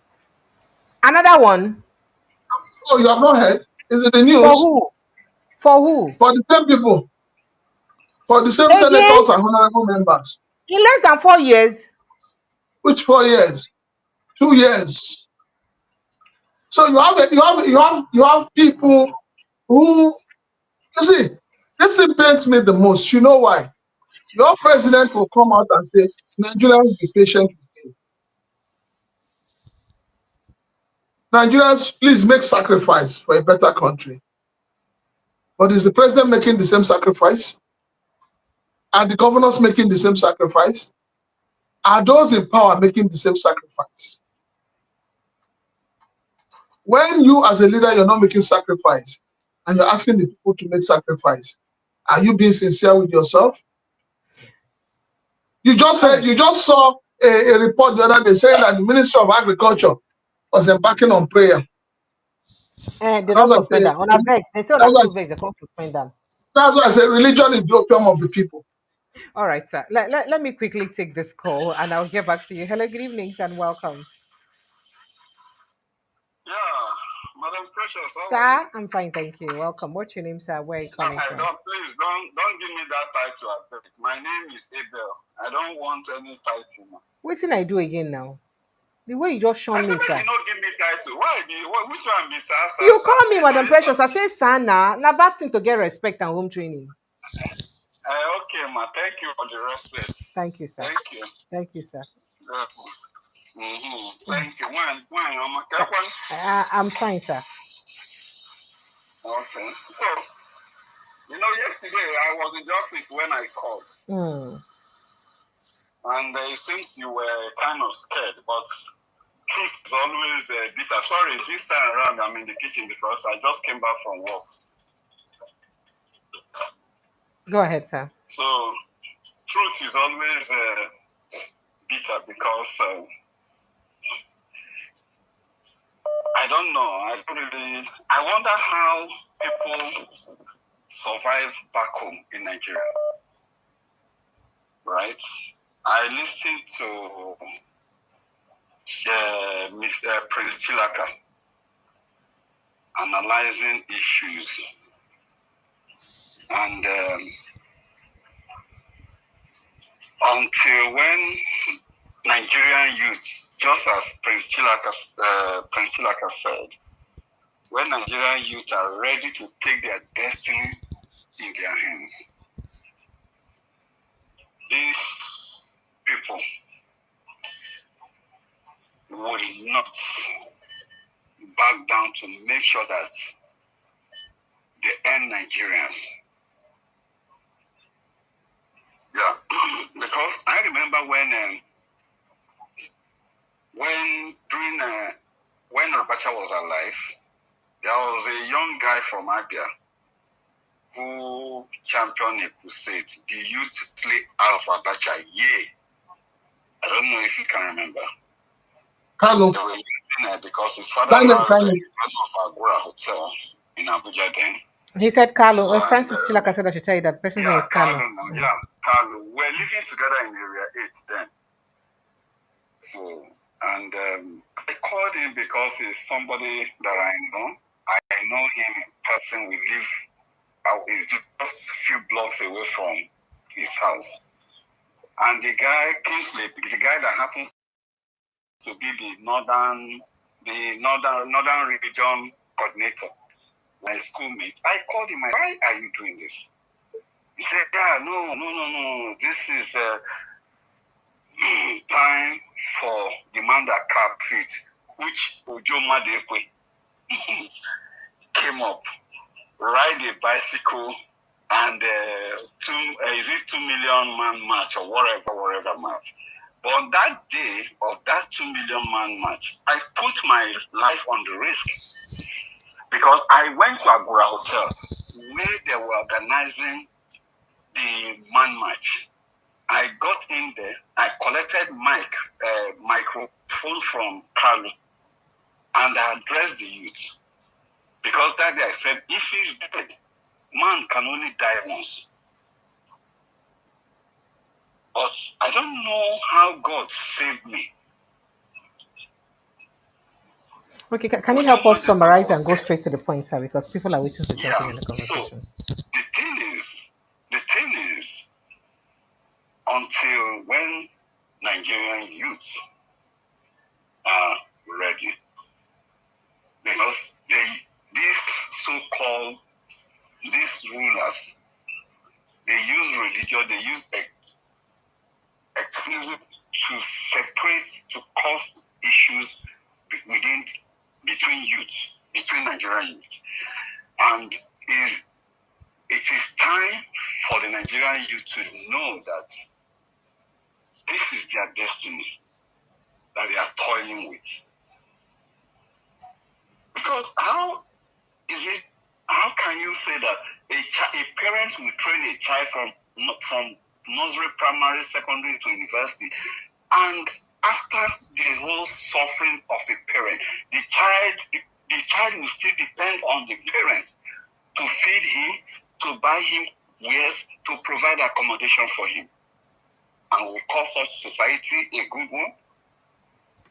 And when when those who are knowledgeable come together to protest, the same youth will come to antagonize for what they are suffering into. So until when Nigerian youth are ready, then if Nigerian youth say enough is enough, if they unite together, then I think there will be a lot of changes. But with this Sharia that is going on, I don't think so. Look at Benue. Say Benue youth are protesting, and they brought police to tear gas them. The so-called governor, who is a reverend father. So until we come after all this religious whatever, is Yoruba, is Igbo, this is that. In a developed society, nobody knows where you came from. If you are good in anything, they will put you there on merit. Thank you. Look at the mediocres in Tinubu say this a mediocre whatever called government. So Thank you. I hope you people have not started fasting and praying for food and insecurity according to Minister. They have cancelled it, God bless but you. maybe we'll go back. Thank you, sir. Appreciate you. Thank you very much, sir. I appreciate you. Appreciate you, sir. Thank you so much. All right. So I see all your messages and your reactions. I appreciate you guys. Oh, no, go leave me. You guys like Wahala in this Nigeria too much. Someone says that why did I not reply in Igbo language when he was greeting me in Igbo language? You people will not get, so I cannot have the right to do what I want to do. I must do things that please him. I will not anybody that greets me in any language, I will not reply again. Eh? Why are they like this? You guys just like trouble too much. Am I ashamed of what? Hello? Oh, please. Prince Francis, please tell them. Nigerians, they like wahala. You people like trouble too much. You just be bringing trouble. We're talking about serious matter here. You people are bringing up issues up and down. All right. So, Prince Francis Chilaka, I want to do something for my people very briefly. But before we get to that conversation, Trump plans has said that there may likely be general visa ban on Nigerians and other countries. For Nigeria specifically, because of government corruption and poor database. As we know, we count our people and know within our people they about. So make them kukuma stop us from coming into their country. What will be the implication of this to our country if it ever happens? Well, when you talk about visa ban, like the American government is proposing, I think that the American government is not being sincere to Nigerians. The American government should look at our politicians who are said to be corrupt, who are said to have embezzled money from the country and taken it abroad. Those are the people they should restrict from traveling. They shouldn't restrict the ordinary Nigerians who are trying to find a way of getting away from the madness that their leaders have, foisted on them. So the only thing is that it's still the ordinary Nigerians that will suffer it. But I think that, to stop, to ban visa, the American government should not only ban Nigerian government officials from coming to America, they should also look at their allies and get them to ban Nigerian officials who have corrupt charges, who have corruptly enriched themselves, who have demonstrated bad governance from coming into their own countries. So America is free to do what they want to do. It's a clarion call for our leaders to also wake up and do the right thing and develop our country. We should be ashamed. How many years of democratic rule or civil rule? We cannot even boast of anything in this country. The only thing we can boast of is hunger, killings, and all of that. But we cannot boast of infrastructure. We cannot boast of good roads. We cannot even boast of getting good services for monies that we pay. Is it not shameful? So if America lies, let them ban and non-ban. After all, your government created different bandwagons. Even they that created the bandwagon, they are running away from it. So why are we so confiscated about America, America, America? We have problems in this country. The government should address the problems in this country and forget who is banning who. Thank you. Good evening and welcome. Thank you. Yes, please. What's your name? Where are you calling from? Go straight to the point. Yeah, I still remain Simon, calling from the US. You're welcome. Texas. Go ahead, please, Simon. Thank you. Yes, I've seen your conversations with people, but I don't know. Why can't we just share that country, let everybody go? Now you come back, Since they don't have anything to would they offer wait us. for you to bring the knife or spoon to use divide them? Come divide them by yourself. I'm telling you, you know You why I come talk divide this? them now. Why? Wait, wait. Una no pass Don't sharing, worry, sharing. Oh, I yeah, don't come scared. share. Pressure, what you engage for that Nigeria now? I don't know. You come now, come share them. You think that when you Eh? share, and everywhere go better. Tell me Precious. the part of Nigeria where no get their own internal crisis. Precious, wait. Tell me the part of Nigeria. Precious, how you go they bring people, they come other people's land. They force them to live here. Eh? Answer me now. You don't feel answer me. I need to answer you again. Leave me at the vex. So, for Trump issue, in Houston here, he just the talk. In Houston here, if I show you, don't worry, maybe within the week, I will make a video. I will make a video, show you Oshomole property for Houston here. May you see. May you see who tell you say no show get them? Who tell you say no show get them? Sir? Precious, don't worry. We go to give you now. These people, they are thieves. Don't worry, we go to bring and they show you. Very soon, we go to give it to you. These people are stealing our money. They will come here, they will give them that privilege. They will relax here. When they go back, they start doing nonsense. If Oshomole enter Houston Airport here, you see how they will be humble. If you tell him to pay attention, Oshomole will stand at it. He cannot even cough. But when they did in Nigeria, I watched the video, I watched the rubbish he was doing in Nigeria there. He cannot do it here. If you tell Oshomole don't even cough, he will not cough. When he enter here, he will enter bus to his house here. But when they go to Nigeria, they will turn to chimpanzee.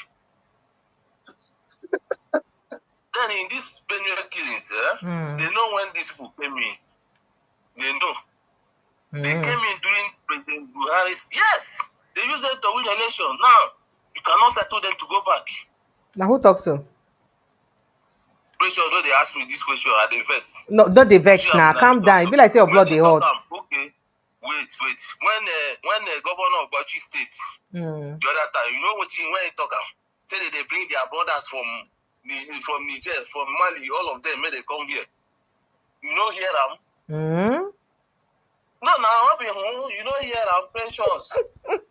Oh yeah, come and be going. Suspect you. I suspect you join.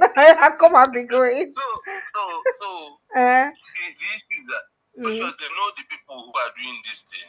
They know, and they are making money from it because the more they kill, the more they budget.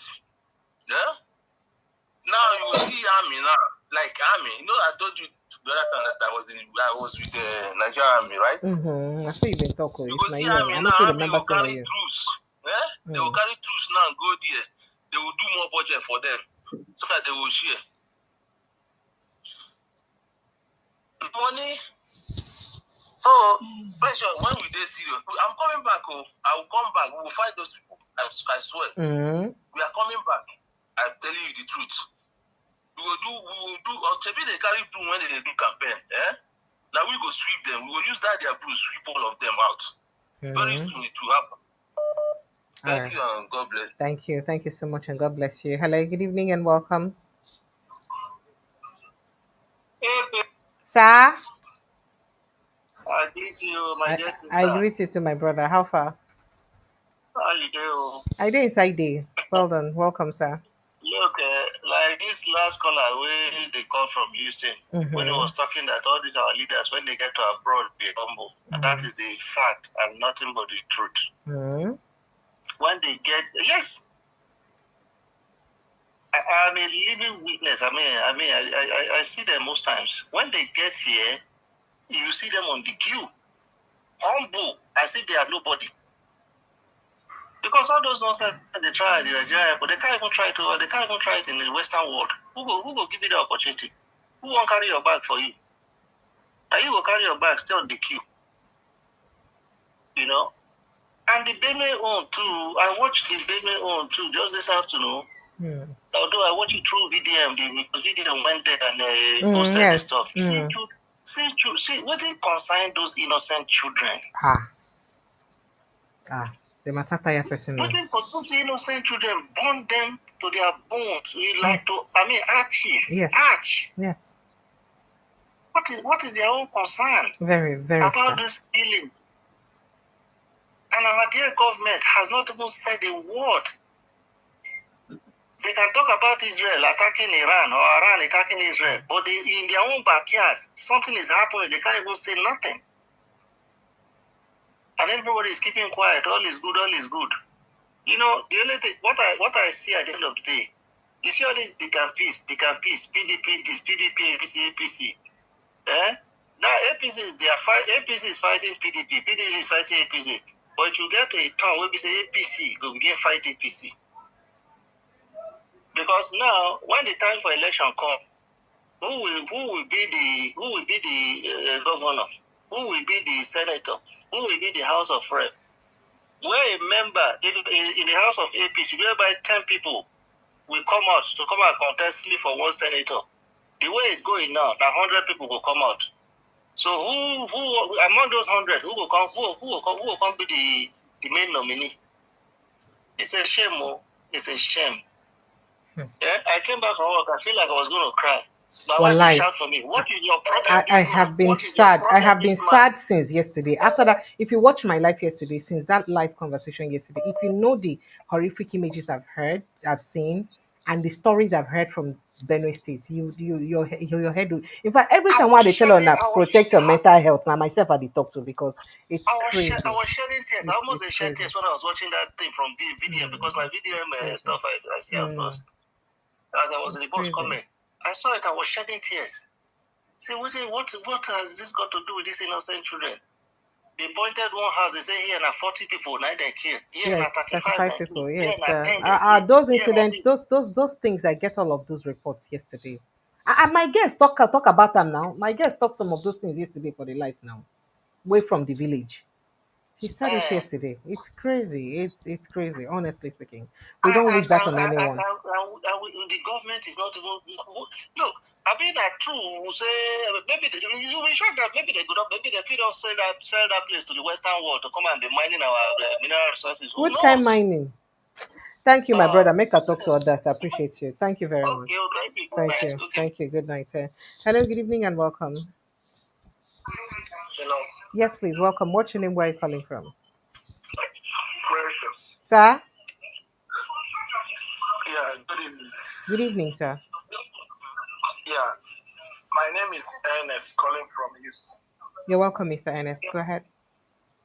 Yeah. Precious. Sir? I greet you too. I greet you, my brother. Okay. He greets you too. Precious. Sir? Why did he say when our president they busy, they do inter-sports organization where they go do one day they go tell him make him come host inter-sports, make him come be chairman for inter-sports, children inter-sports. I never see this kind of problem for Nigeria for my life. When people go, they pick up courage, they kill people just like that. And then it don't become a normal thing. Now people could die. It could just stay normal. Like say nothing happened, everybody go move on. You know, I watch for news, Sky News. Then they report more than 100.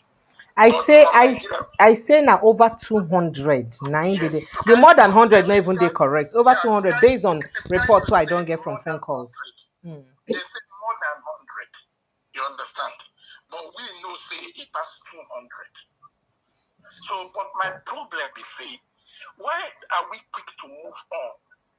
This thing go happen, it will just become normal something, nobody go say anything, everybody go just be like say nothing don't happen, life continues. Now human being with the talk be this so. When we dey small, we go here say 5 people died or people get us there, people go they feel bad. This time they kill in hundreds. And nobody they move anything. Nobody they shake. For how long we will continue like this? For how long?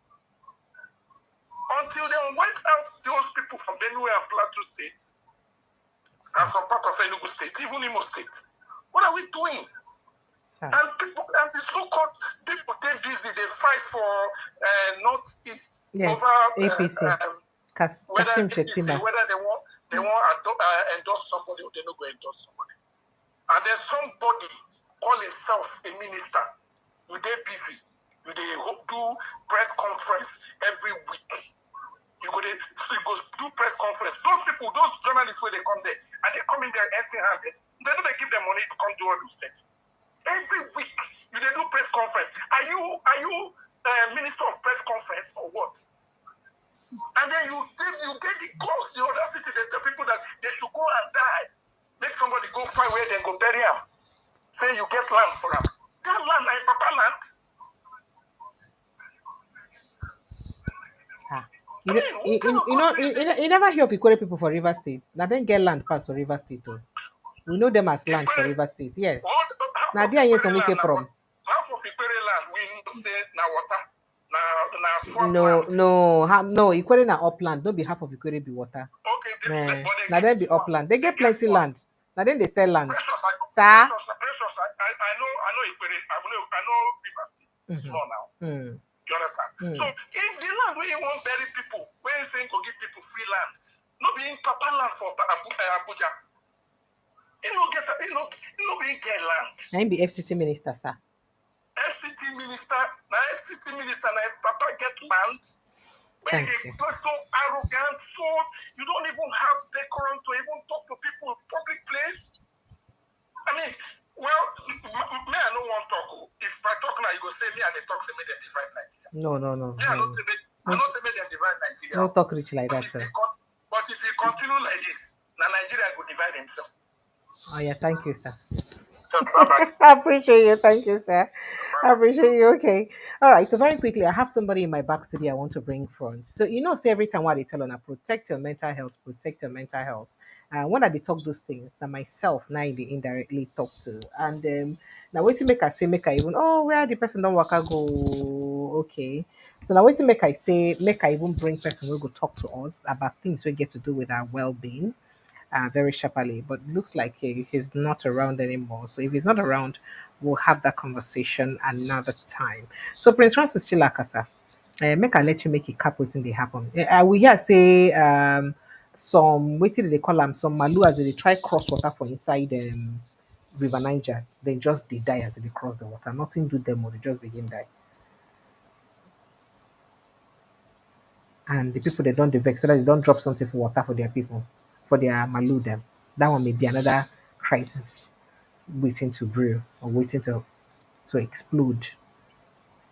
Well, where were they coming from? Where were they heading to? I've always asked this question that nobody wants to answer. Who are the owners of these cows? You see, when whatever you're doing begins to infringe on the rights of other people, people will be forced to take some drastic decisions. And I know that it's gone beyond an issue of cow. But since those who are committing all these heinous crimes are claiming that it is cow, well, nobody can say what happened and why the cows are dying or why the cows died. But it's unfortunate. We'll call it natural disaster. Except you are holding somebody to say this is the person that poisoned or put the poison. But if you don't have any evidence, it's natural disaster. So I don't know why that should become news. The death of cows shouldn't be news in this country anymore. Because if we're not making the news, if we're not making the death of humans news, why would we be bothered if 1 million cows are dead? Please, Precious, don't be bringing this kind of news to me.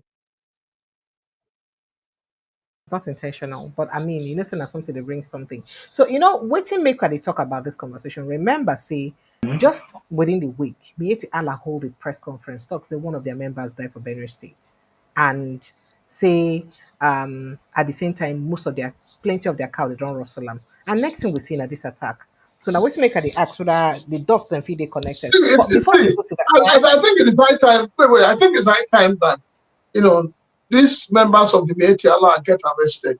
And that's why I keep saying the issues that your National Assembly should be discussing, they leave it and they'll be discussing something else. What stops the National Assembly from passing a law making open grazing a crime? What stops them? If the issue of open grazing has become something that is leading to the death of lives and destruction of properties, why not curb it in the net? Why not make laws that makes it an offense for anybody in Nigeria today to embark on open grazing? Thank you, so sir. that we don't see, Precious, we already know where the problems are. Some of the problems, so to say, we already know where they are, where they're coming from. So why would the National Assembly keep mute? Your Senate President has not even opened his mouth to talk about what is happening in Benue. But if it is to talk about people decamping and singing, and your mandate will stand, he will be in the forefront. So the problem is the issue of cow, open grazing. Why don't they have the political will to outlaw open grazing? The way they go about arresting people in the Niger Delta for bunkering and all of that, for having illegal refinery, as they call them, why are they not arresting people that are doing illegal mining in the north? Why do we seem to have two laws in this country? Oh dear. Okay, I was just about to bring in my guest and now don't come out again. Network don't put them out. So I was trying to make you hold that thought so that I'll quickly bring it in. But unfortunately, network don't put them out again. I don't know whether I'm going to rejoin again. Now, this is so sad because I was hoping he could just tell us a few things before he leaves. But looks like network is really, really disturbing him. Okay. I don't understand. I don't understand why. If this network is not even letting us talk, then that means it'd be a lot of problem for us to even have this conversation in the first place. All right. So while I'm doing that, I think I have somebody in my back studio. Let me quickly. Okay. Hello. Good evening. Kindly help me hold on. Good evening. Good evening, Madam Precious. Sir, you're welcome. So what's your name and where are you calling from? Good evening, Sir Chilaka. It's Emily Oliver calling from Kuwait. Mr. Oliver, you're welcome. Emenike, how are you doing now? You don't I'm sorry for coming late. Me and Tinubu since last week, we've been trying to make sure that our agriculture has been sexy. So you've been praying and fasting? Yes, I'm following him around so that to make sure our agriculture is sexy. Is sexy. Well, Madam Precious, sir, yesterday I was watching your live with your guest. Honestly, it's only Satan that will see what is happening at Benue State that will not feel sympathy for those people. I don't think Benue State have a governor, honestly. They do have a governor, sir. If I am a governor, all these animals from the north or wherever they came from will kill one person. 100 must go down. No compromise. But I wonder the reason why they said they have a governor and that governor is malfunctioning. I don't think they have governor. I don't even think. No, they have a governor now. He's a reverend father. He released a press statement through his chief press secretary. When Otom was there, at least Otom tried his best, but to compare to this one, I don't think they have a governor, honestly. And what these people are doing, I don't think they want to even allow any soul to live in Benue State. People came out to protest and they are shooting them. They are tear gassing them. Why? Now, I read in the news that the military have deployed 460 military to go and solicit for. But all these things are politics. I've seen so many people that mention this CDS now, calling them Boko Haram. I know this thing too well. They mentioned another general that are financing all those things. These Boko Haram are their members. They will kill and told them, see how many number of people will kill, see their God, they will come and collect their God. These guys are saying it openly and nothing has been done. The only thing they will do is just to find the person that open up and arrest the person. Is that inside Nigeria, the country we are living? And that is the reason why when they are disturbing, the Igbos don't want to join military. Join them for what? So that you come and position them, they kill them, they waste them anyhow. All right, thank you. This Boko Haram, at least when Ihejika was the general, this Boko Haram issue is supposed to have been done, cleared. But these people are using it for business and we don't want to do anything about it. We know people that are doing all those things, even all these Metia Allah, whatever, those people are using. I hate all these things that is happening. If I'm a governor in each state, an Hausa man in coward will come from the north and kill one of my person. No. You never reach to ethnically profile people. You never reach that. Human beings, animals, people that are staying inside bush, they don't bat, they don't do anything. Animals, they are same like that cow. No. It's okay. Eminike Oliver, I know it's a free platform, but I can't let you use this platform to speak ill of a particular group of people. Please. We don't need to be telling the truth. These people are cowards. Not everybody. See, for every tribe, every ethnic group, you get the good, bad, and ugly. So not take the action of one particular person for an ethnic group. Atiku spoke against it today. Atiku has a bit of a Fulani blood in him. So he spoke against it today. And meanwhile, no other leader don't talk about them. Apart from Atiku, Saraki, and Obi, no other person don't talk about them. But Atiku spoke about it. Because of politics, that is the reason why you see Atiku. Well, it doesn't matter. It doesn't matter. Atiku, remember that Atiku also has Igbo children. Remember that Atiku is married across the country. He also gets Igbo children. So making go killing Igbo children, don't say that, please. Don't do that. I wish all this killing is happening to somebody like Tinubu. I'm not gonna let you talk. I'm here, oh brother. I'll be happy when this thing happens to all these useless senators, useless House of Rep, and the governors that are foolish. I wish these killings are happening to them. I'll be happy. But all this wasting of innocence, so how these children are born like this, like ashes. It's only human being. It's only human being that is Satan.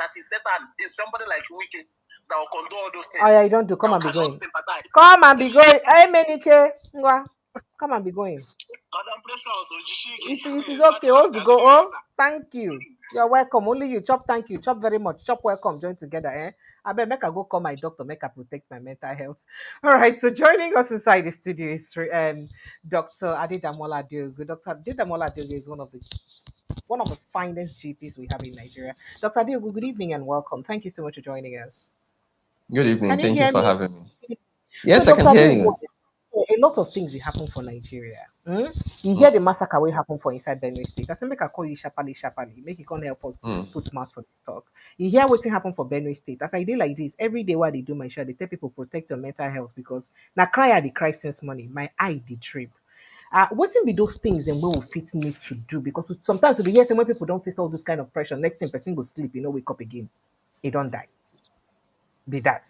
What be the things that we will need to keep in check to make sure will protect our well-being? Now, the reason I get to call you amongst other doctors who I know, just so people know, Dr. Adeogu runs a telemedicine business where he can run services for you and diagnose you after telling you to go for some test and all of that. So he can consult for you basically over the phone. So that is to say that you don't need to visit doctor one-on-one for you to get consultation and collect proper care, especially at this time when people run from hospital because of bills and all those. So now we can make a call you. Yeah, Dr. Dogu, Dr. Shapali, make we profit.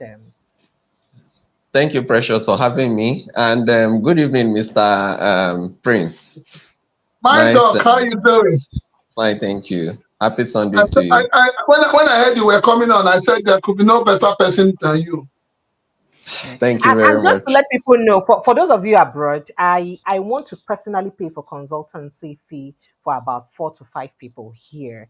If they have people that they feel like have health issues that they need to consult you, I want to personally pay for their consultancy fee. That's like the contribution I want to do for people on this platform.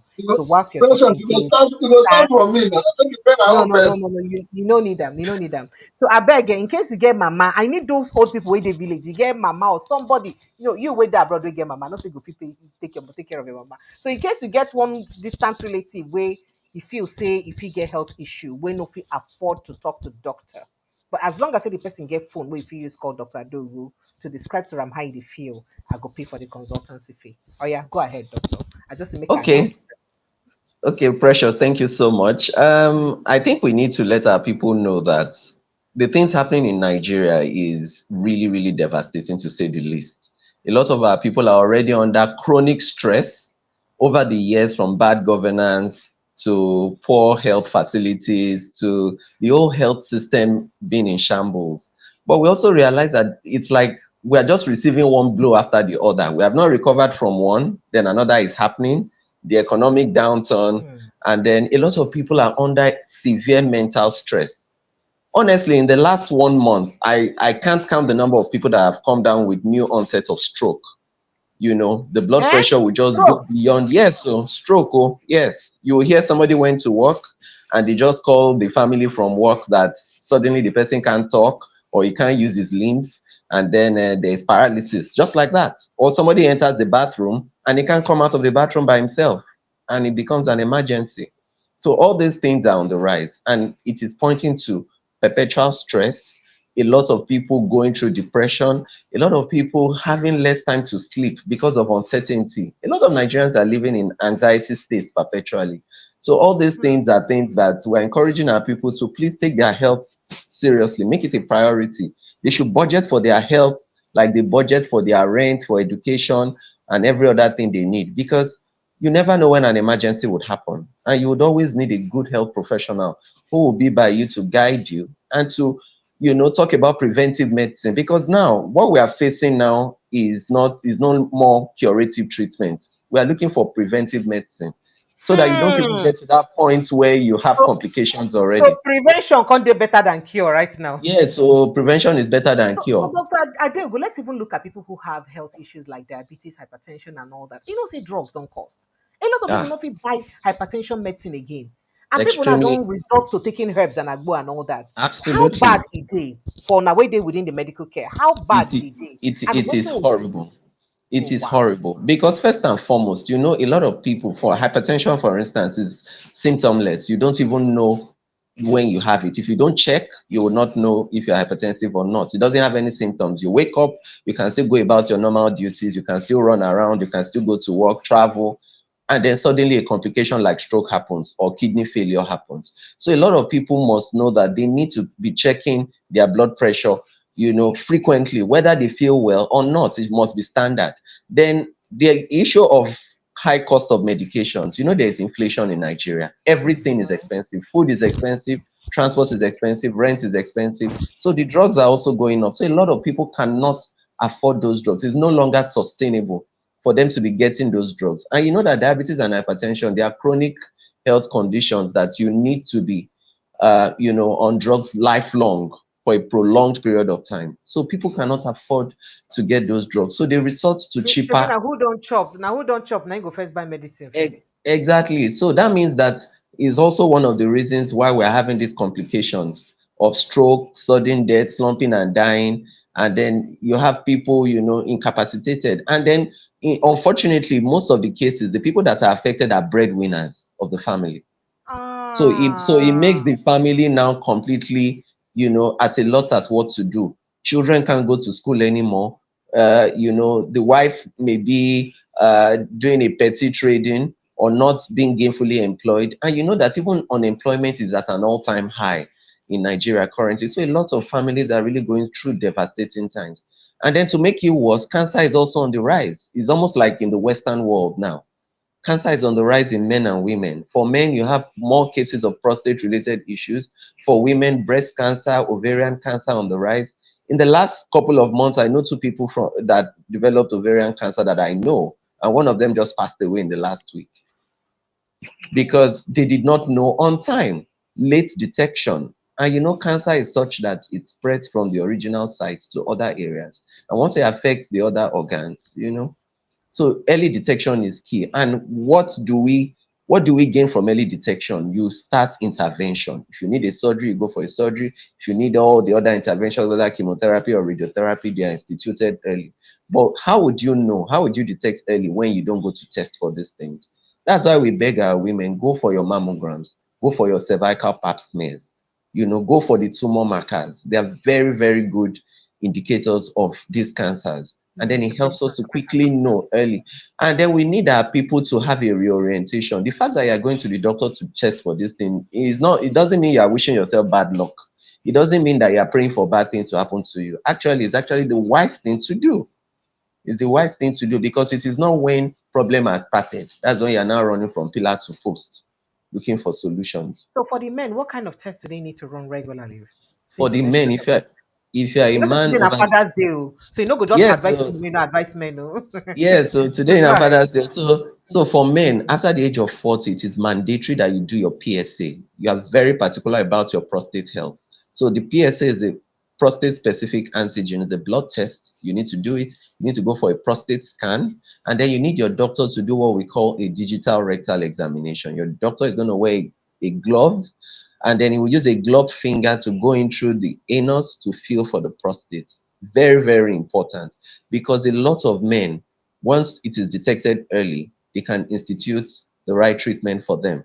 It is not when it has already started spreading or is now advanced that they are now looking for solutions. And then at the age of 50, you must go for a colonoscopy. Very important, because colorectal cancer too is a big deal. So you go for a colonoscopy that will check your large intestine to see whether there are any growths or tumors or any abnormal polyps there. And they can take a small biopsy, that's taking a small tissue from whatever they see there, and go and analyze it in the lab to find out, is it cancer, is it not cancer? So if it's cancer, they know what to do immediately. So we should not be afraid of testing. We should not, because prevention is better than, and prevention is even cheaper than cure. His name was John. People in the compound called. It's cheaper because you're not going to fall ill, you're not going to go through the burden of the disease, and you're not going to be paying exorbitantly for treatment. So it's always easier to go for prevention, go for your testing, go for your consultation, go for your wellness checks. Don't assume everything is fine. Most of Nigerians will have a false sense of wellness. Because we wake up in the morning, we can have our bath, wear our shoe, wear our clothes and drive, enter traffic and come back. We assume we are well. It's everything they would Yeah, you'd say everything. Sometimes some people are like walking corpses. Some people, once they come for check like this, you just tell them, you have this, you have that. They will say, me, impossible. How can I have it? I'm okay. I've never been admitted in a hospital. But there you are. Your liver function is hanging in the balance. Your kidney function is nosediving. Even your cardiac function is not what it should be. Dr. Adebayo, this your tele consultation or telemedicine, as they call them for Igbo land. How you detect them and how people fit you subscribe to your services. As I said earlier, first of all, one of the things we prompt me to do this thing today or to call you today. Now, first of all, today is Father's Day, and just like you talk, I'm a lot of pressure day on the breadwinners of the families, and I know say it day a lot of breadwinners who be say, especially men. In fact, pressure day for men, body where they go through a lot. So I feel like say we need to also call the attention of our men and our fathers. Say in all the hustle, one at the hustle, calm down and take care of your body small. In fact, somebody send me, because of say people know say me at the work hard where too. Somebody send me this video where I go play now. I go play you the video. The person send me the video because the person feels say, oh, Precious, you sabi you dey too hardworking, you need a rest, you need to make out time to rest. You need to also watch it for yourself because you need to look out for yourself because some of these sicknesses, just like you mentioned, you need a look face and if it come out at any time. And that scared me a little bit. Of course, you know that I'm somebody who is also very health conscious. And then I can't begin to think and say, I go feel check my health because of say I fear for them. How about those who be say hardship, no feel let them afford them? Waiting then go do. So now I make I say I go pay for consultancy for some people. And if their medication are within just diabetes and hypertension treatment, I go still pay for their treatment for at least 3 months, if not within that period. But if you pass like that, maybe I go solicit for help for people to help me to treat them. Because it go dey very bad, make we lose people because of this incident. Before I let you continue, I for like go ahead, play that video will prompt me, where person sent to me, will also be part of waiting ginger me to get this conversation so that maybe people understand the reason why make I dey do this thing. And this is not peculiar to people in Nigeria alone, because even people where do Bodo Yibo, in fact, a lot of Nigerians they will be say they don't travel here, say after 2 months or 6 months or 7 months or 1 year of traveling, he slumped die because he pick up so many jobs and so many duties more than body fit carry. Next thing, he don't slump die. We need to begin talk about this and people begin pay attention to their health. Make I quickly play this video. Now AI generated video, but then it gets a lot of his name was John. People in the compound called him John Workaholic. From Monday to Sunday, John was never at home. He left the house by 5 a.m. every day and came back by 11 p.m. tired, sweating, and coughing. But he always smiled. John was a generator repairer. He had a small workshop beside the busy junction in Ikeja, Lagos. From morning till night, he fixed generators, carried heavy parts, and sometimes didn't eat at all. He had one dream, to build a house for his family. His wife, Grace, and his 2 children, Samuel and Joy, stayed in their small room in Agege. John kept saying, "Once I get small money, I will rest." But that small money never came. His customers liked him. They said he was fast, honest, and humble. But what they didn't know was that John had ulcer, high blood pressure, and hadn't gone to the hospital in 3 years. One day, he fell down at his shop. People rushed him to the clinic. The doctor said, "This man is stressed. He needs to rest for 1 month." John only rested for 2 days. He went back to work because his rent was due. One evening, as he carried a heavy generator into a customer's house, he felt sharp pain in his chest. He dropped the gin and sat down. "I'm okay," he told the people around. "Just small tiredness." That night he went home. His children ran to hug him. He smiled. His wife gave him food, but he said he just wanted to lie down first. That was the last time they saw him alive. John died in his sleep. He died before he could build the house, before he could rest, before he could take his children to that school he talked about. He died chasing money that never came. His wife cried. He never even used the mattress he bought last month.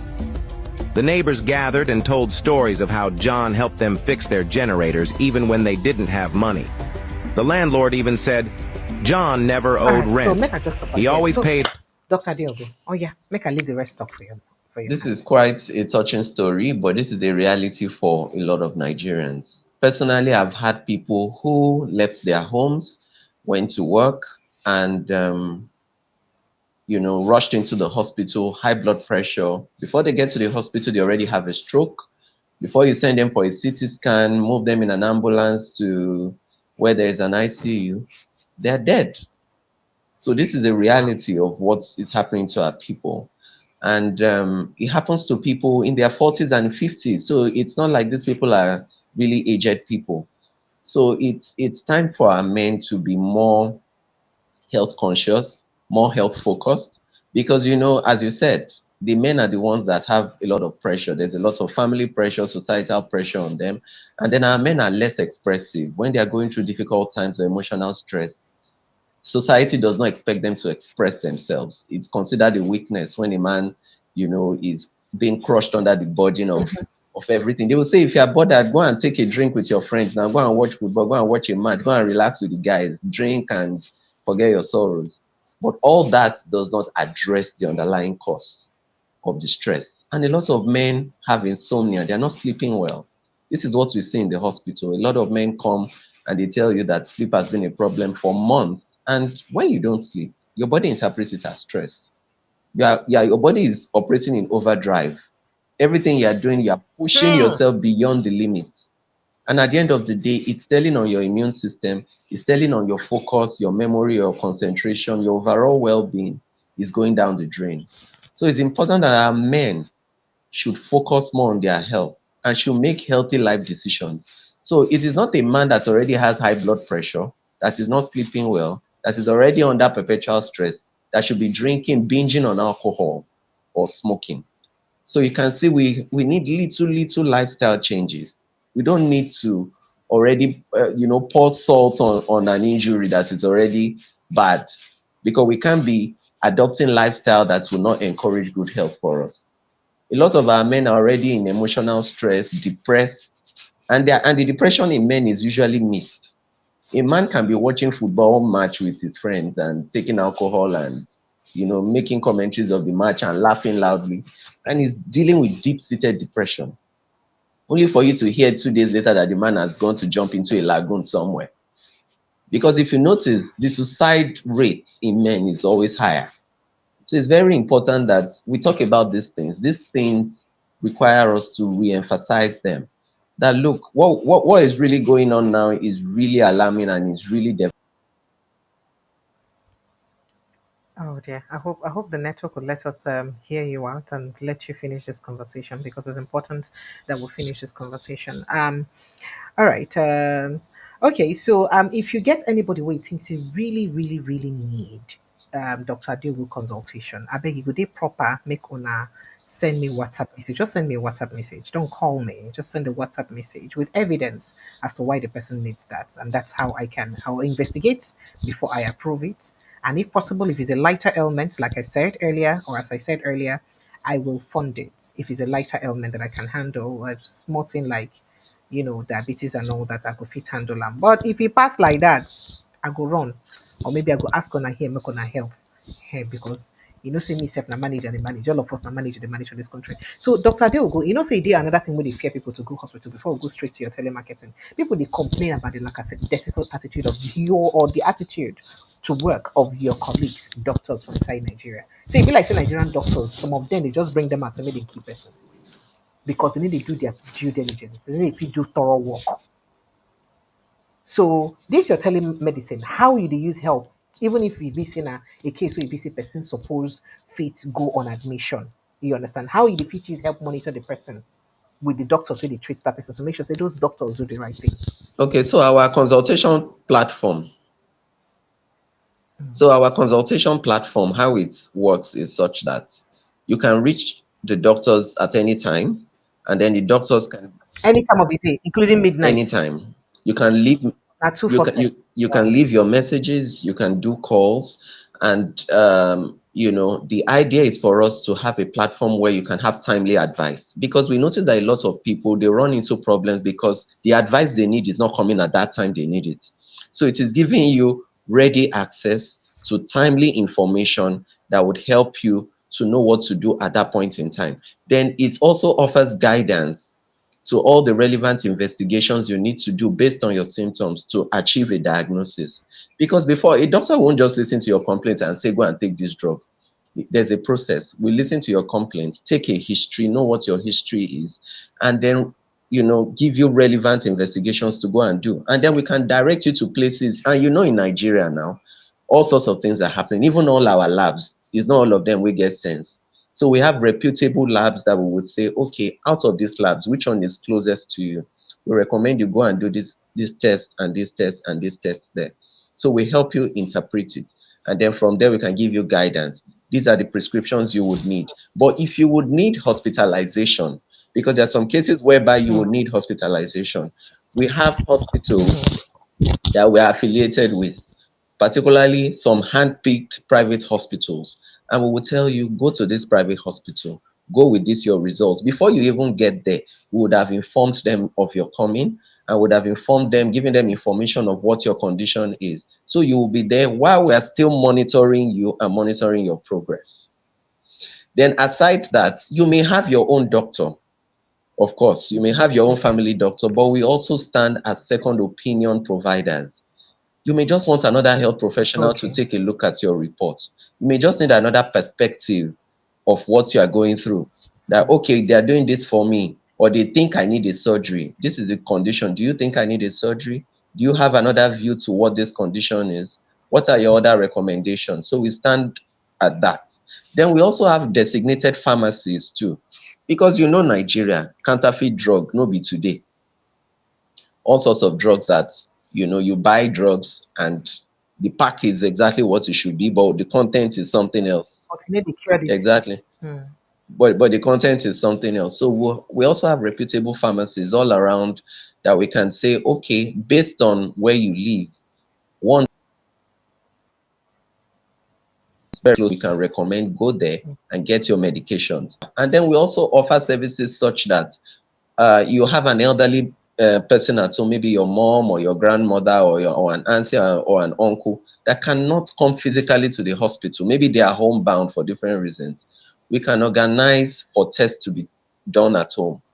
We send those reputable labs to the homes to take samples for sample collection, and then we review the results, and we can do a drug delivery to their homes as necessary. So they go come collect sample, go collect the test and all that. Oh wow, and then nice. You can have an arrangement with the doctors if you want once monthly visitation to the house or twice monthly, depending on the case. We can do that. We also have nurses that can come in to administer the medications. And then if you need a living nurse, maybe somebody who cannot really function by themselves, that needs an assistance, we also have avenues where we can provide living nurses for you, who can stay with you and live with you, who are trained in elder care, in geriatrics. So we also have that available. So we have a lot of our patients. One of our patients turned 96 in the last week. We attended her 96th birthday. and then we go to Oh, see her wow. monthly. Yes. And we have a lot of elderly people like that. And for people who are not in Lagos or who are not physically, in the proximity of where we are, we always do video calls, WhatsApp calls, Google Meet, depending on whichever platform is suitable for them. We can plan scheduled meetings and schedule appointments. And we like doing follow-ups. When you have high blood pressure or diabetes, we don't just talk to you and leave you there. You will be sending us your BP readings. You'll be sending us your sugar readings. That is how we'll be monitoring the trend of your progress so that we will know how to monitor the doses of the medications you are on. And then another thing that we do is we also help some of our patients who are going through something that they cannot discuss with people close to them. Because the truth is, Precious, a lot of people are going through a lot. People are going through things that they cannot even tell their brother or their sister, or things they can't even discuss with people that are, close relatives. They need a professional to give a listening ear. So we're also performing that function whereby people who are going through anxiety or depression or assault or violence, or they're going through anything that has a bit of stigma, societal stigma associated with it, and they can't discuss openly with people, we are also a listening ear to them, to give them counseling, to transfer them to the clinical psychologist or psychiatrist, as the case may be. We know that people don't want to hear the word psychiatrist, but it doesn't Medicine and necessarily madness. exactly. So it doesn't necessarily mean that somebody is losing their minds, but anything that has to do with emotional meltdown or a mental stress or somebody going through something that is really heavy on them and they cannot tackle it on by themselves, they need professional help. So we offer this kind of professional help. So in summary, what our platform does is we are like an intermediary between so many functions. As we say, we connect you to the hospitals, we connect you to the right specialties, we connect you to the pharmacies, we connect you to the psychologists or psychiatrists, and then we are a second opinion platform whereby you have your own health professionals, but you still want us to co-manage you or to also advise you alongside. We do that. So we are welcoming a lot of people to join the platform, and they will get top-notch quality every time. And I'm sure you can testify to that. Okay. So no worry, no worry. So I didn't tell you before putting up your number, but I just put up your number because I know that there are people that may want to reach you in private, sake of say, just like you talk, people will get issues where they no go want to discuss openly. Or maybe we get family members or something where they say they won't just talk to you privately. So I had to put up your number, please. And you did not pay me for this. This is not an advert for people who may think that I'm being paid for this. You didn't pay me for Not at this. all. Please tell them you didn't pay No me. payment at all. Rather, I want to actually pay. I actually want to pay for consultancy fee for a few persons here who would really need it. I am very interested. You know me and my charity thing. You've known me for a while, so I'm very interested in helping those that I know that cannot afford it and that really need it. People will be say their story just like that John story. We be say I just air now. Now that kind of people now go like help Absolutely. so that they go fit at least collect treatment. So if you know anybody like that, please do what to send me a message on the WhatsApp. Not this WhatsApp number. This is my personal. This is Dr. Diogo's number. So you know the WhatsApp number where you guys reach me with. Kindly do a WhatsApp message to that number, explaining to me the story of the person, and I'll further call the person to investigate. I'll do my due diligence. Please forgive me because that's the work I do. I'm a journalist. I have to do my due diligence. I'll do my due diligence to be sure that the person really deserves to get it. And then I would pass the person across to Dr. Dugu and I'll personally pay for the consultancy fee so that the person can see the doctor and get advice from the doctor. Dr. Dugu, I'd like to see I've been done pushing Prince Francis still. Like, I don't know whether you get question to ask you. Prince Francis, sorry. No vex here pushing you for backyard. So Professor Chilakasa, I'd like to thank you for your patience and also thank Dr. Diogo. Do you have anything to say about this? Happy Father's Day, by the way, once again to everybody. And as I said, I would like help a number of people here, 3 to 5 people. I would like pay for their consultancy fee. And if not just some small PP drugs, I would like buy for them just to make sure, say, I help them push life forward a little bit more than they could feel pushed by themselves. And I'd like to thank you for your time and your patience for joining me, for helping me to come and talk to people. Prince Francis, you have something to say, sir? No, I mean, it's I know Dr. Diego very well, and I can recommend him to everybody.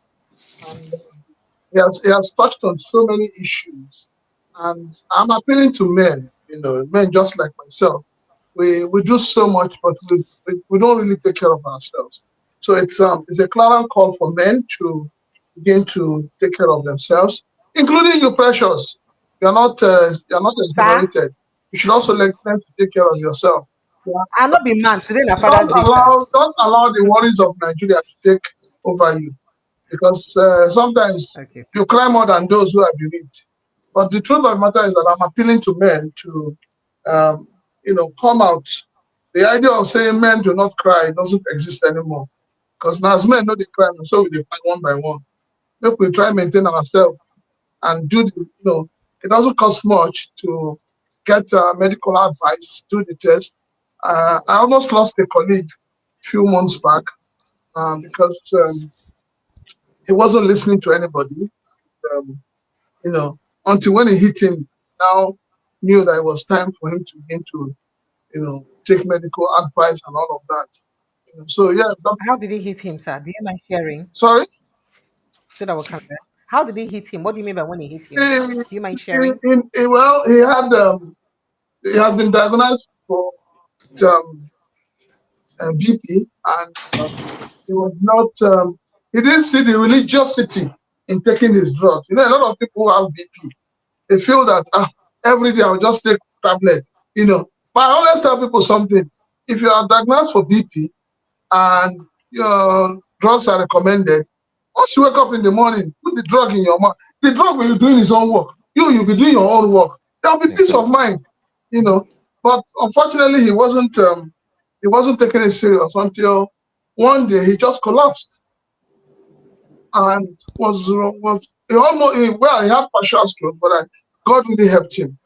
God came through for him, And so since then, each time in the mornings when I see him, I say, "Have you taken it?" So, God, they do the third person. Yeah, they're not a third person. So yes, we men, we need to be intentional about living. I think is the best word to use. We need to be intentional about living. Thank you.